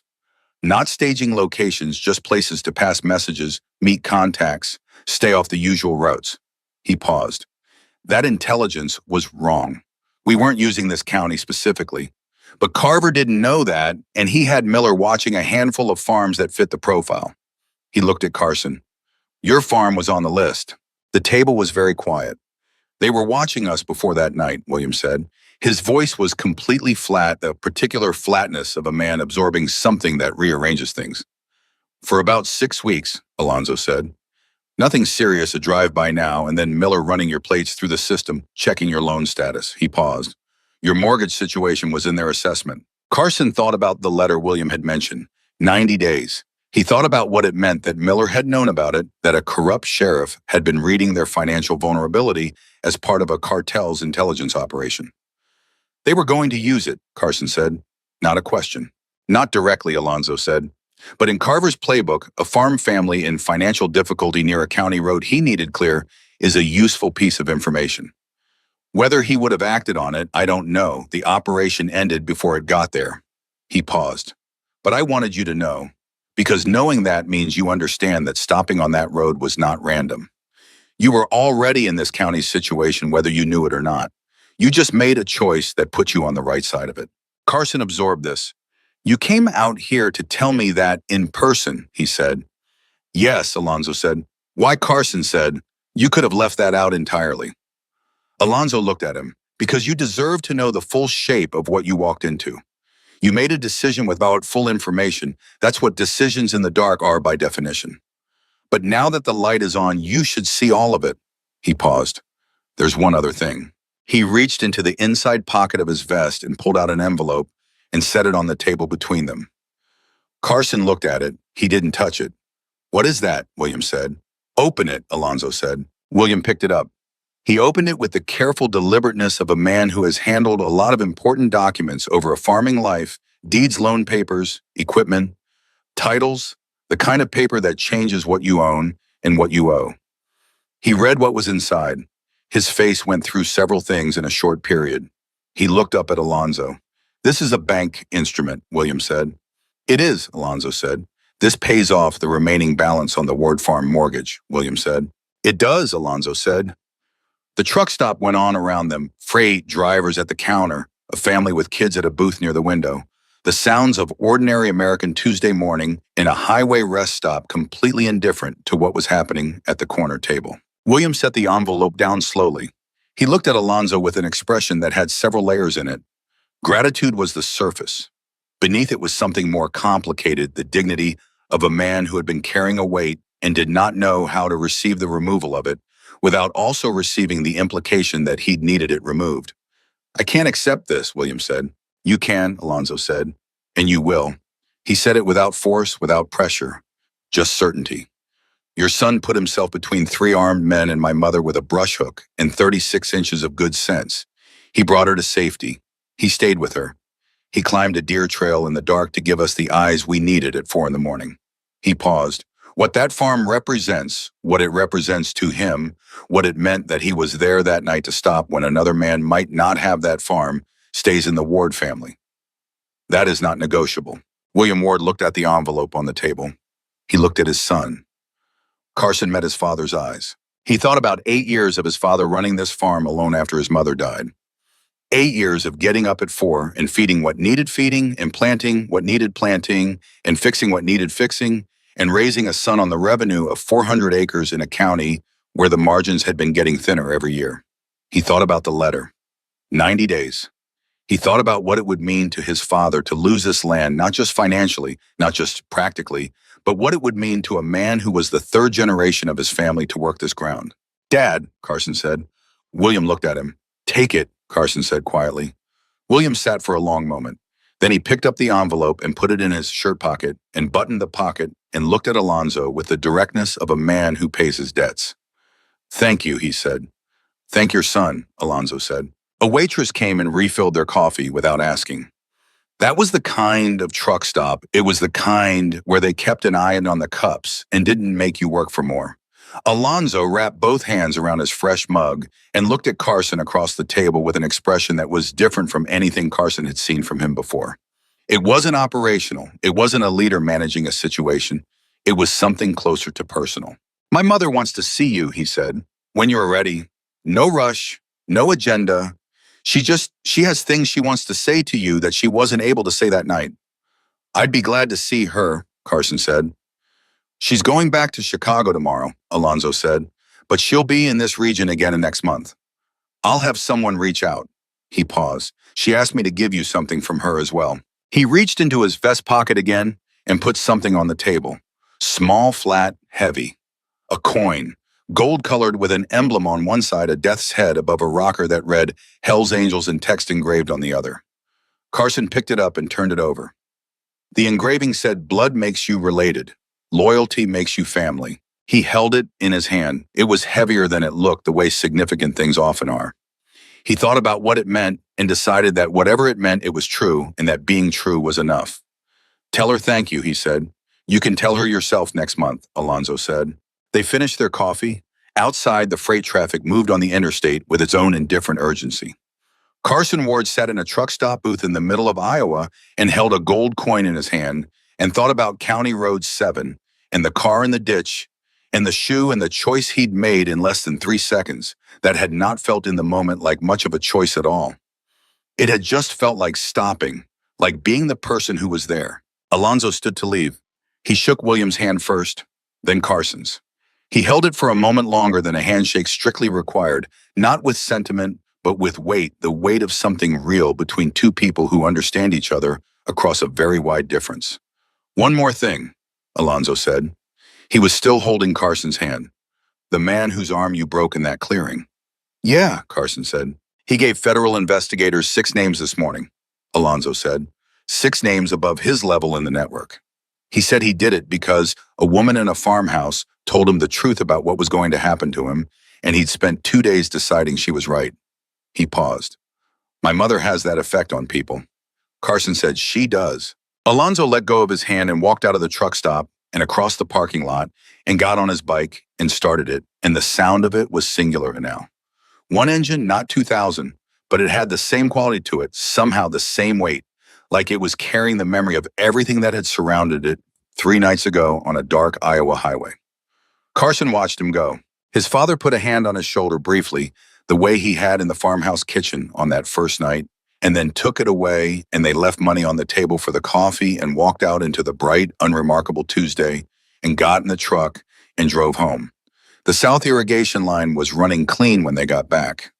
Carson checked the fitting. It had held. He went back to work. The fitting held for 3 days before it started weeping again.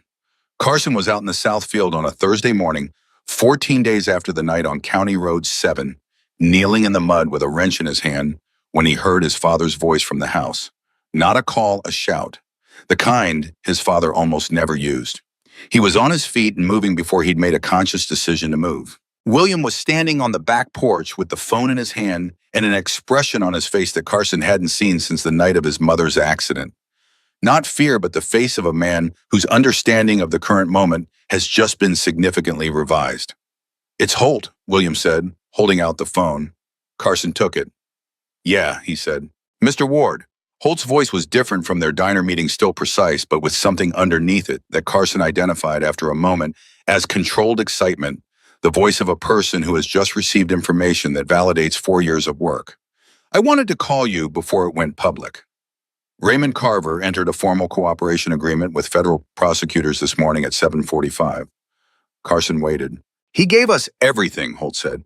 Roots contacts, financial infrastructure names at every level of the network from the county up. He gave us a sitting state legislator who's been facilitating the Northern Corridor. He gave us 2 customs officials in Chicago. He gave us a logistics company in Des Moines that's been moving product inside legitimate freight for 3 years. She paused. This is not a local case anymore, Mr. Ward. This is a federal case that touches 6 states, and it started because you stopped on County Road 7. Carson stood on the back porch in his muddy boots and held his father's phone and listened. Miller gave a separate statement yesterday, Holt continued, consistent with Carver's account on the relevant points. The county commission has already appointed an interim sheriff from outside the department, someone with no prior connection to Miller's administration. Deputy Caswell has been cleared and is being moved up in the interim structure. A pause. I thought you'd want to know about Caswell specifically. I do, Carson said. Thank you. There's one more thing, she said. Her voice shifted again, slightly, something more careful. The 6 names that were given to us by the man whose arm was broken during the abduction, we've confirmed identities on 4 of them. Arrest warrants went out this morning. She paused. One of those 4 names is connected to a trafficking network that has been operating in the upper Midwest for 11 years. We've had pieces of it, but never the connective tissue. Another pause. Elaine Marsh's granddaughter's case, the man who was approaching her at the bus stop, he's connected to that network. Carson closed his eyes. He was arrested this morning, Holt said. Along with 3 others. The case is being transferred to a specialized unit. She paused one more time. I wanted you to have all of it, the full shape of it, as you put it. She remembered that. He hadn't expected that. Thank you, he said. It was all he said. He meant it as completely as he'd meant anything in his life. Thank you, Mr. Ward, she said, and hung up. Carson stood on the porch for a long moment. His father was watching him with that patient, contained attention, not pressing, just present. Carver flipped, Carson said. Full cooperation, 6 states. The man from the bus stop was arrested this morning. William put both hands in his pockets. He looked out at the south field, at the morning light on the corn, at the particular quality of a working farm in the middle of a summer that was going to be better than the one before it. Good, William said. Just the one word. But the weight he put on it was the weight of everything the word needed to carry. Carson handed back the phone and went down the porch steps and picked up his wrench from the ground where he dropped it and went back to the irrigation fitting because the fitting still needed fixing, regardless of what Raymond Carver had told federal prosecutors that morning. And the corn didn't care about any of it, and that was, Carson thought, exactly right. That was exactly as it should be. He fixed the fitting in 20 minutes. It held. He didn't tell anyone about the phone call. Not Mike Heller, not Deputy Caswell, when he ran into him at the feed store 2 days later. Not the woman from the county extension office who called back about a grant program for young farmers. He just carried it with him the way you carry things that are finished, not heavily, not constantly, but present, available when you needed to take it out and look at it and remember what it meant. On the morning of the 18th day, a black car came up the Ward driveway. Not a government vehicle, Carson could tell the difference now. This was private, clean, driven by a man in a jacket who got out and stood by the car without approaching the house. A minute later, the back door opened and Brooke Mendoza stepped out. She was wearing different clothes than she'd worn that night. Obviously, it had been 18 days, but she carried herself exactly the same way. Same posture, same quality of total presence. She had both shoes this time. Carson came off the porch to meet her halfway. She looked at him for a moment, the way she'd looked at him in the kitchen reading the face taking the inventory, and then she said, "You look tired." "I've been working," he said. "Good," she said. "That means things are going back to normal." "Something like that," he said. She looked past him at the farm, the fields, the barn, the house his grandfather had built in 1961 that his father had kept standing through 30 years of hard seasons. She looked at it the way a person looks at a place they understand the value of, not its market value, but its actual value, the kind that doesn't appear on any document. "Can we walk?" she said. They walked along the fence line of the east field, the 2 of them with the driver staying at the car and William staying in the house, both of them understanding without being told that this conversation was meant to be between these two people and no one else. Brooke was quiet for the first 100 yards. She had that quality. She never spoke before she was ready, and she was always ready before most people would expect her to be. She was assembling something, choosing her words with the same precision she'd used at the barn wall and in the kitchen and across from her son at the table. "I have been doing this a long time," she said finally, "living inside this world, not on the outside looking in inside it. I raised my son in it. I buried my husband in it." She paused. "I know what it costs. I know what it asks of people and what it takes from them and what it leaves in place of what it takes." She paused again. "I also know what it protects. My son protects things in this county and a dozen others that would not be protected otherwise. That is a true thing, and I say it without apology." "I believe you," Carson said. "I know you do," she said. "That's one of the things I came to talk about." She stopped walking.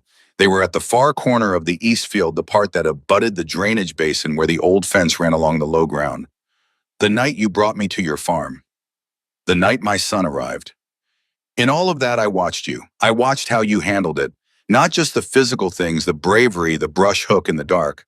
I watched how your mind worked, how you asked questions, how you listened to the answers and used them instead of just cataloging them." She looked at him directly. "You are not a careless person." "My father would say I'm occasionally too careful," Carson said. She almost smiled. "Your father is wrong about that specific thing," she said. "Careful is exactly right. Careful is what the situation needed, and careful is what you brought to it." She paused. "I want to ask you something, and I want you to answer me honestly." "All right," he said. "What do you want?" she said. "Not from us, not from what happened, just in your life. What do you want your life to look like in 10 years? Carson looked at the east field. It was a genuine question, and it deserved a genuine answer, so he spent a real moment with it before he spoke. "I want this farm," he said. "I want to be farming this land the way my father farms it and the way his father farmed it. I want it to be viable, actually viable, not surviving by the skin of its margin every year. I want to do it right." He paused. "And I want the county to be what it should have been. Clean law enforcement. People who can file a report and have it mean something." He paused again. "That's it. That's the whole list." Brooke nodded slowly. "It's a good list," she said. "It's not very long," he said. "The good lists never are," she said. She reached into the pocket of her jacket and took something out and held it out to him. An envelope, not the bank instrument kind that Alonzo had produced at the truck stop, smaller than that. He took it and opened it. Inside was a card, a business card handwritten rather than printed with a name and a phone number. The name was not one he recognized. "That man," Brooks said, "runs a cooperative agricultural lending program out of Kansas City. Not a bank, a cooperative, farmer-owned, farmer-governed. He works specifically with multi-generational farms in the Midwest that are carrying debt loads from difficult cycles." She paused. "The mortgage situation is resolved. My son told me Alonzo took care of that. But the operational margins, you've been working with the equipment, loans, the co-op pricing situation, those don't go away because the mortgage does. That man can restructure everything on the farm's balance sheet in a way that actually works for a farm your size." She paused. "He's expecting your call. There's no obligation and no cost. It's simply a resource." Carson looked at the card. He thought about his father on the phone with the bank loan officer every Thursday. He thought about the numbers on the equipment lease that came due in October. He thought about what viable actually looked like versus surviving by the skin of its margin. "Thank you," he said. "It's not a gift," she said. "It's information. What you do with it is yours." She looked at him. "I want to say one more thing." "All right," he said. She was quiet for a moment, and the quiet had weight in it, the weight of a person who is about to say something they have not said lightly and have been choosing the right moment for. "I have been grateful to people before," she said, "many times for many things. It is a feeling I know well. This is not that." She met his eyes with complete directness. "What I feel about what you did, it doesn't have a name that I know of. It is not gratitude. Gratitude is what you feel when someone does something kind for you. What you did was not kind, it was right. Those are different categories." She paused. "Gratitude is something I can repay, and I repay it, and the debt is settled. What you did cannot be repaid. So instead of repayment, what I am offering is loyalty. Mine specifically, and my son's, and by extension, everyone who answers to him. She paused again. You will never be alone in a situation that we can affect. Not in a year, not in 10 years, not in 40 years. That is not sentiment. It is a structural commitment, and my son has made it formal within our organization. Carson held her gaze. I didn't do it for that, he said. I know, she said. That's exactly why it's being given. They walked back along the fence line. The morning was advancing, and the light was changing the way it does in Iowa when the summer is working properly, that particular clear, pressing brightness that seems to come from all directions at once. Brooke walked beside him without speaking, and it was an easy silence, the kind that only exists between people who have already said the true things and don't need to fill the space around them. At the driveway, her driver had the door open. She stopped before she got in and looked at Carson one last time. Call that man in Kansas City, she said. I will, he said. And Carson. She said his name the way his mother used to say it, the way he remembered his mother saying it, which was the highest compliment his memory could offer. Live the list. She got in the car. The driver closed the door, and they went down the driveway and turned onto the county road and were gone. Carson stood in the driveway for a moment. Then he went inside. His father was at the kitchen table with the county newspaper open in front of him. The front page had a story about the interim sheriff and the restructuring of the department. His father looked up. How is she? William said. Good, Carson said. He set the business card on the table. She gave me a contact, agricultural cooperative lending in Kansas City. She said he can restructure our operational balance sheet. William looked at the card. He picked it up. He read the name. He set it back down. I'll call him Thursday, he said. I thought you had the bank call Thursday, Carson said. I'll cancel the bank call, William said. He went back to his newspaper. Carson poured himself coffee and sat down across from his father and looked at the kitchen that had been just a kitchen 3 weeks ago and was still just a kitchen, fundamentally, because that is what kitchens do. They persist as themselves regardless of what happens in them, because the things that happen in kitchens require them to stay kitchens. And that is one of the truest and most reliable things about the world. He thought about the coin. It was upstairs on his dresser where he'd put it the night he'd brought it home from the truck stop.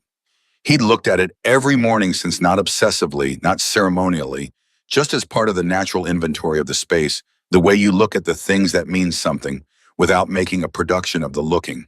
Blood makes you related. Loyalty makes you family. He'd thought about those words a lot. He'd thought about what loyalty meant to a man like Alonzo Mendoza, not sentiment, not feeling, but behavior. Consistent, reliable behavior over time. The thing you could count on. He thought about what it meant that a man who operated in a world built entirely on transaction had looked at a 19-year-old farm boy's untransactional decision and responded to it with the only currency that actually mattered. He was still thinking about it 2 weeks later when the second thing happened. He'd been expecting something he hadn't known when, but he'd known in the way you know certain things when you've been paying attention to a situation long enough. There were still pieces moving. Holt had said 6 states. 6 states was not a thing that settled in 3 weeks. He was in the barn on a Saturday afternoon when his phone buzzed, and the name on the screen was one he hadn't seen before, a name he'd been given with the specific instruction that if it ever appeared, he should answer immediately. He answered. Mr. Ward, a man's voice, older, unhurried. My name is Gerald Hatch. I'm a senior investigator with the federal task force managing the Carver Cooperation Agreement. I'm calling because your name has come up in Raymond Carver's testimony in a way that requires your awareness. Carson set down the equipment he'd been holding. What way? He said. Mr. Carver's cooperation has been extensive and we believe genuine, Hatch said. In the course of providing names and operational details, he also provided information about activities that predated the events of 3 weeks ago. A pause. Specifically, he provided documentation of a plan that was in development at the time of his arrest, a contingency plan for the event that his abduction attempt on Brooke Mendoza failed. The barn was very quiet around Carson. That plan, Hatch continued, named your property as a secondary target. The intent, if the abduction failed and if the Mendoza organization became aware of the failure, was to use your farm, specifically its financial vulnerability and its physical isolation, as a pressure point against any investigation. A pause. Essentially, Mr. Ward Raymond Carver had a plan to come after your farm if things went wrong for him. And they went wrong for him. He didn't get a chance to execute it, Carson said. He did not, Hatch said. His arrest was too complete and too fast. But the plan existed and the documentation of it exists, and I am calling you because you have a right to know that it existed and that we are preserving that documentation as part of the federal record. Another pause. I'm also calling because the documentation raises a question. What question? Carson said. The plan involved a specific individual in this county, Hatch said. Not Miller. Miller was already in custody. Someone else. A county official below the sheriff level who had been receiving smaller payments from Carver's network payments that Miller apparently kept off his own ledger, hired by routing them separately. A pause. This individual is not yet under investigation because the documentation we received only surfaced yesterday. I can't name them to you at this stage. What I can tell you is that we are moving on it, and that moving on it may require a period of time, possibly a week, possibly two, during which this individual is still in their position. Carson absorbed this. You're telling me, he said slowly, that there may still be someone in the county government who was working for Carver's network who is not yet arrested and who knows or may know that their plan to use my farm as leverage was part of Carver's contingency. That is an accurate summary, Hatch said. Does this person know that Carver gave them up? Carson said. We don't believe so, Hatch said. The cooperation agreement has a confidentiality component. What's been public about Carver's cooperation is limited to confirmed arrests. The names still in processing have not been disclosed. A pause. But in our experience, people in this position develop instincts. They know things are moving. They may begin to feel exposed without knowing precisely why. So what do you need from me? Carson said. Nothing, Hatch said. I'm not calling to ask anything of you. I'm calling because Agent Holt said you told her you wanted the full shape of things, and this is part of the shape. A pause. And because I'm going to suggest that for the next 2 weeks, you vary your routines. Don't be predictable about when you leave and when you return. Keep your father informed of where you are. And if anything feels off, anyone you don't recognize, any vehicle that appears more than once on your road, you call me directly. He gave Carson a number. Carson wrote it on his palm because there was no paper in the barn. How concerned should I be? Carson said, not anxiously, practically. Moderately cautious, Hatch said. Not alarmed. This individual's focus, if they're thinking clearly, will be on covering their tracks, not creating new exposure. Coming after a farm family that is now connected to a federal investigation in a protected relationship with the Mendoza organization would be the definition of not thinking clearly. A pause. But I've been doing this a long time, and I know that people who are cornered don't always think clearly. Understood, Carson said. 2 weeks, Hatch said. Possibly less. We move when we have the documentation properly certified. All right, Carson said. He hung up. He stood in the barn for a minute and looked at the number on his palm, and then went to the house and wrote it in the notebook his father kept by the kitchen phone and told his father everything Hatch had told him. William listened the way he always listened. Complete stillness, full attention, no interruption. When Carson finished, William was quiet for a moment. Then he said, You should call Alonzo. Carson looked at his father.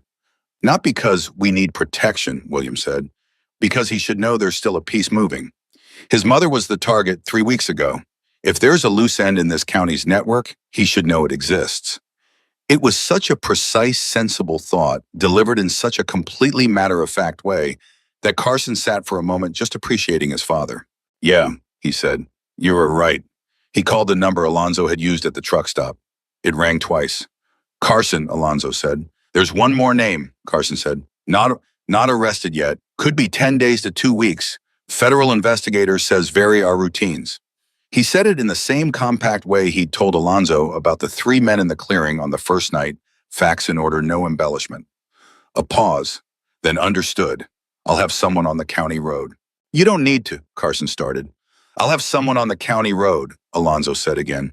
Not negotiating, I won't be stating. Not asking. 2 weeks, you won't see them, they'll be there. All right, Carson said. How are you, Alonzo said. The question was direct and genuine, no protocol around it. Working, Carson said. Good, Alonzo said. Same tone his mother had used, same meaning. Call me when the arrest comes through. He hung up. The 2 weeks passed the way the first 3 weeks had passed, with the farm going on being a farm, with the work going on being work, with the morning and evening light on the fields going on being exactly what it had always been. Carson varied his routines the way Hatch had suggested, not anxiously but deliberately, and he never saw the person Alonzo had put on the county road, which was exactly as it should be. On a Wednesday morning, 9 days in, his phone buzzed. Hatch. "We made the arrest this morning," he said. "County Commissioner Gerald Foss. 32 months of payments. He's been informed that Carver's documentation was comprehensive and that cooperation is his only constructive path." A pause. "It's done, Mr. Ward." "Thank you," Carson said. He called Alonzo. 3 words, the arrest came. "Good," Alonzo said. And then, "It's done." It was done. That was a Wednesday. On the following Monday, a man in a gray suit drove up the Ward driveway in a vehicle that was not a government vehicle and not a private security vehicle, but something in between, the kind of vehicle that belongs to the kind of organization that exists in the spaces between the categories, you know. Carson met him at the driveway. The man was in his 50s, precise in his movements, carrying a leather satchel that he handled with the care of someone carrying something that matters. He shook Carson's hand with a brief, firm grip and said, "I'm here on behalf of Alonzo Mendoza. He sends his regards and asked me to tell you he would have come himself, but he's in Milwaukee today and didn't want to wait." "All right," Carson said. The man opened the satchel and produced 3 documents and laid them on the hood of his car. "The first," he said, tapping the left document, "is the final confirmation of the mortgage payoff. Recorded with the county 2 days ago. The farm is unencumbered." Carson looked at Hutton, his father's name on the title line. 400 acres. Clear. "The second," the man said, tapping the center document, "is a letter of introduction from Alonzo Mendoza to Gerald Hatch, the man you've been speaking with at the federal task force.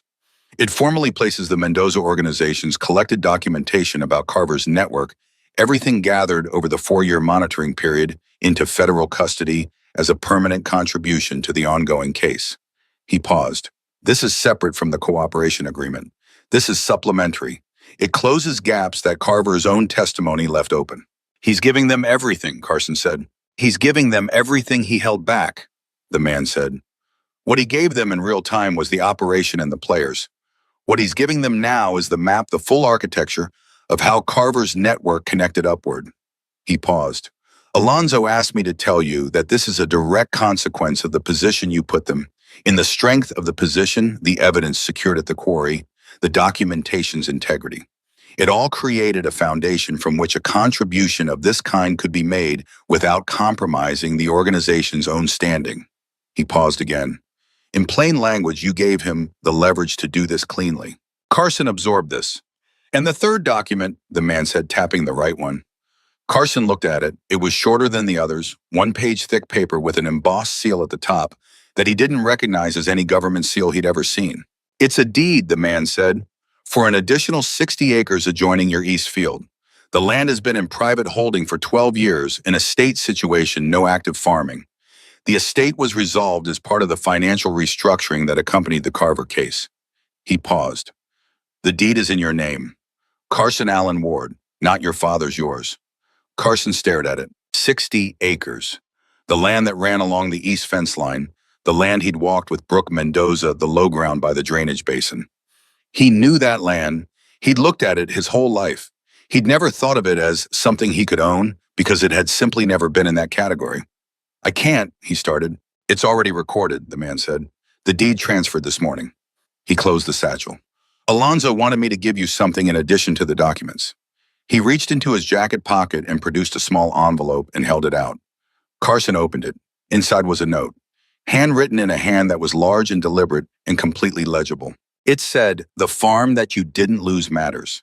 The land you're adding now matters more. Build something that lasts. You've earned the ground to build it on. Below that, a single line, blood makes you related. Loyalty makes you family." And below that, A.M. Carson held the note. The man in the suit gave him a moment with it. Then he said, "There's one last thing. Brooke Mendoza asked me to give you a message personally." "All right," Carson said. "She said the coin is not decorative," the man said. "She said you'd know what that means." Carson thought about the coin on his dresser, the weight of it in his hand at the truck stop, the engraving on the back.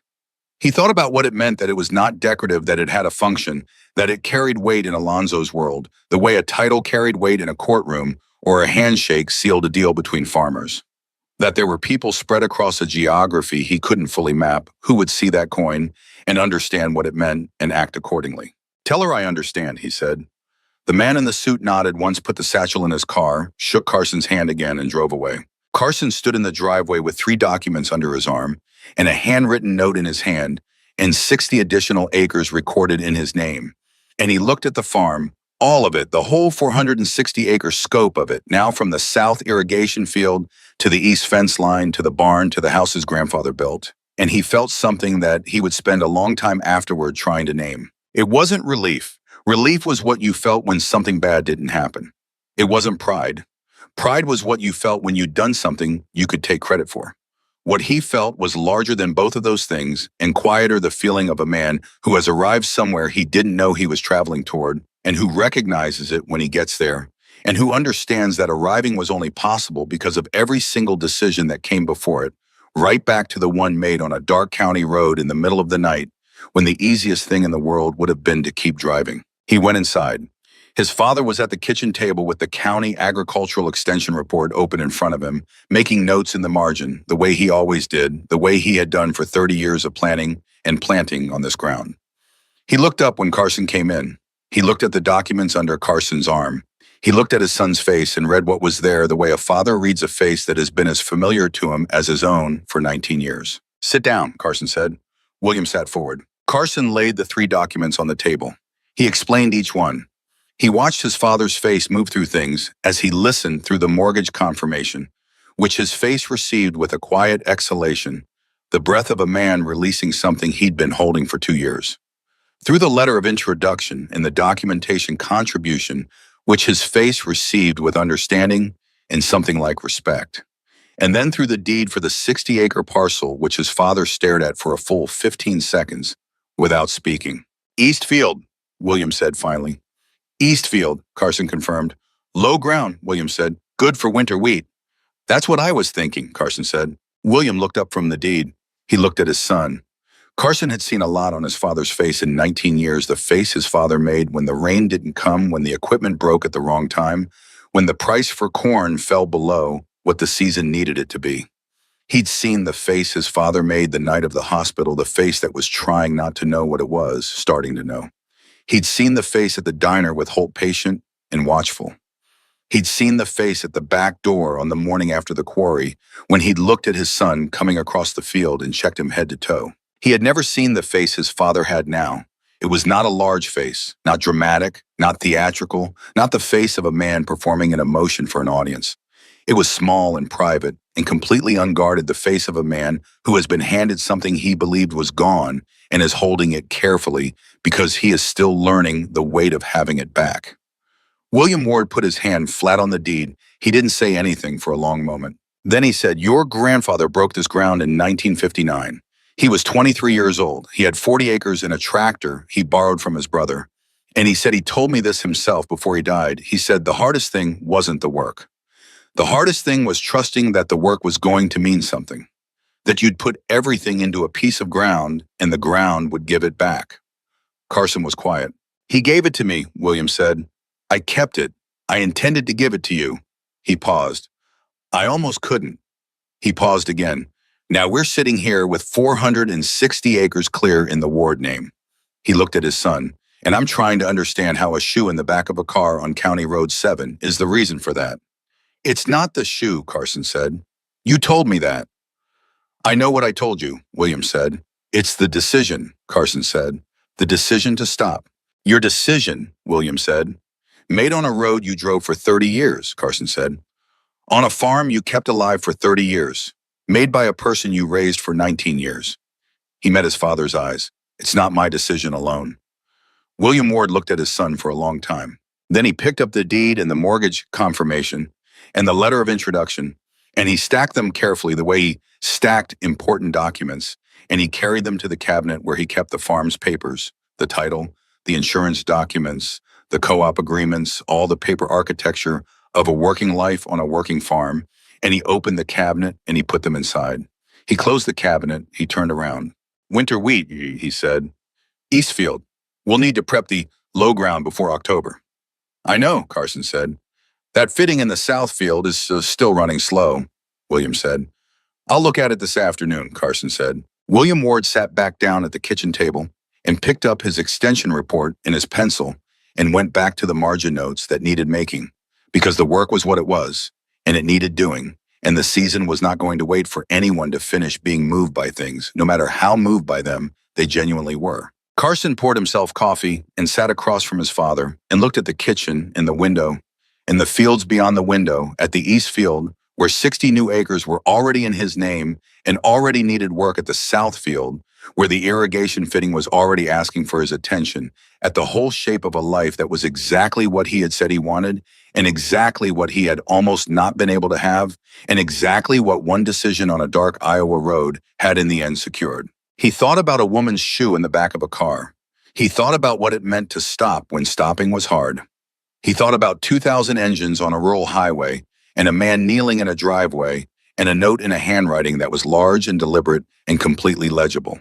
He thought about Elaine Marsh and her granddaughter and a man who had been arrested and 3 other men arrested with him, and the cases that were now open, and the cases that would come from those cases, and the long downstream consequence of one moment on one road, when one person decided that what was happening in front of him was not something he could drive past. He thought about all of it. Then he drank his coffee and looked at the east field and started thinking about winter wheat. Because that was the truth of it, the whole true shape of the thing, from County Road 7 to the 60-acre deed in the cabinet. It had never been about being extraordinary. It had never been about courage as a performance or bravery as an identity or heroism as something you could claim and carry around. It had been about one ordinary person on one ordinary road making one ordinary decision to stop when stopping was right. And that was enough. That had always been enough. That would always be enough, because the world does not change through grand gestures made by extraordinary people. The world changes through the 10,000 small, unwitnessed moments when an ordinary person looks at something wrong and decides with no audience, no guarantee, no certainty of outcome that they are the person who is going to do something about it. Carson Ward had been that person on County Road 7. And from that single decision, everything else had followed. The woman saved the network. Broken, the sheriff arrested the commissioner, charged the granddaughter, protected the farm, secured the ground, added the debt, repaid in a currency that would outlast any amount of money. All of it downstream of one farm boy who almost kept driving and didn't.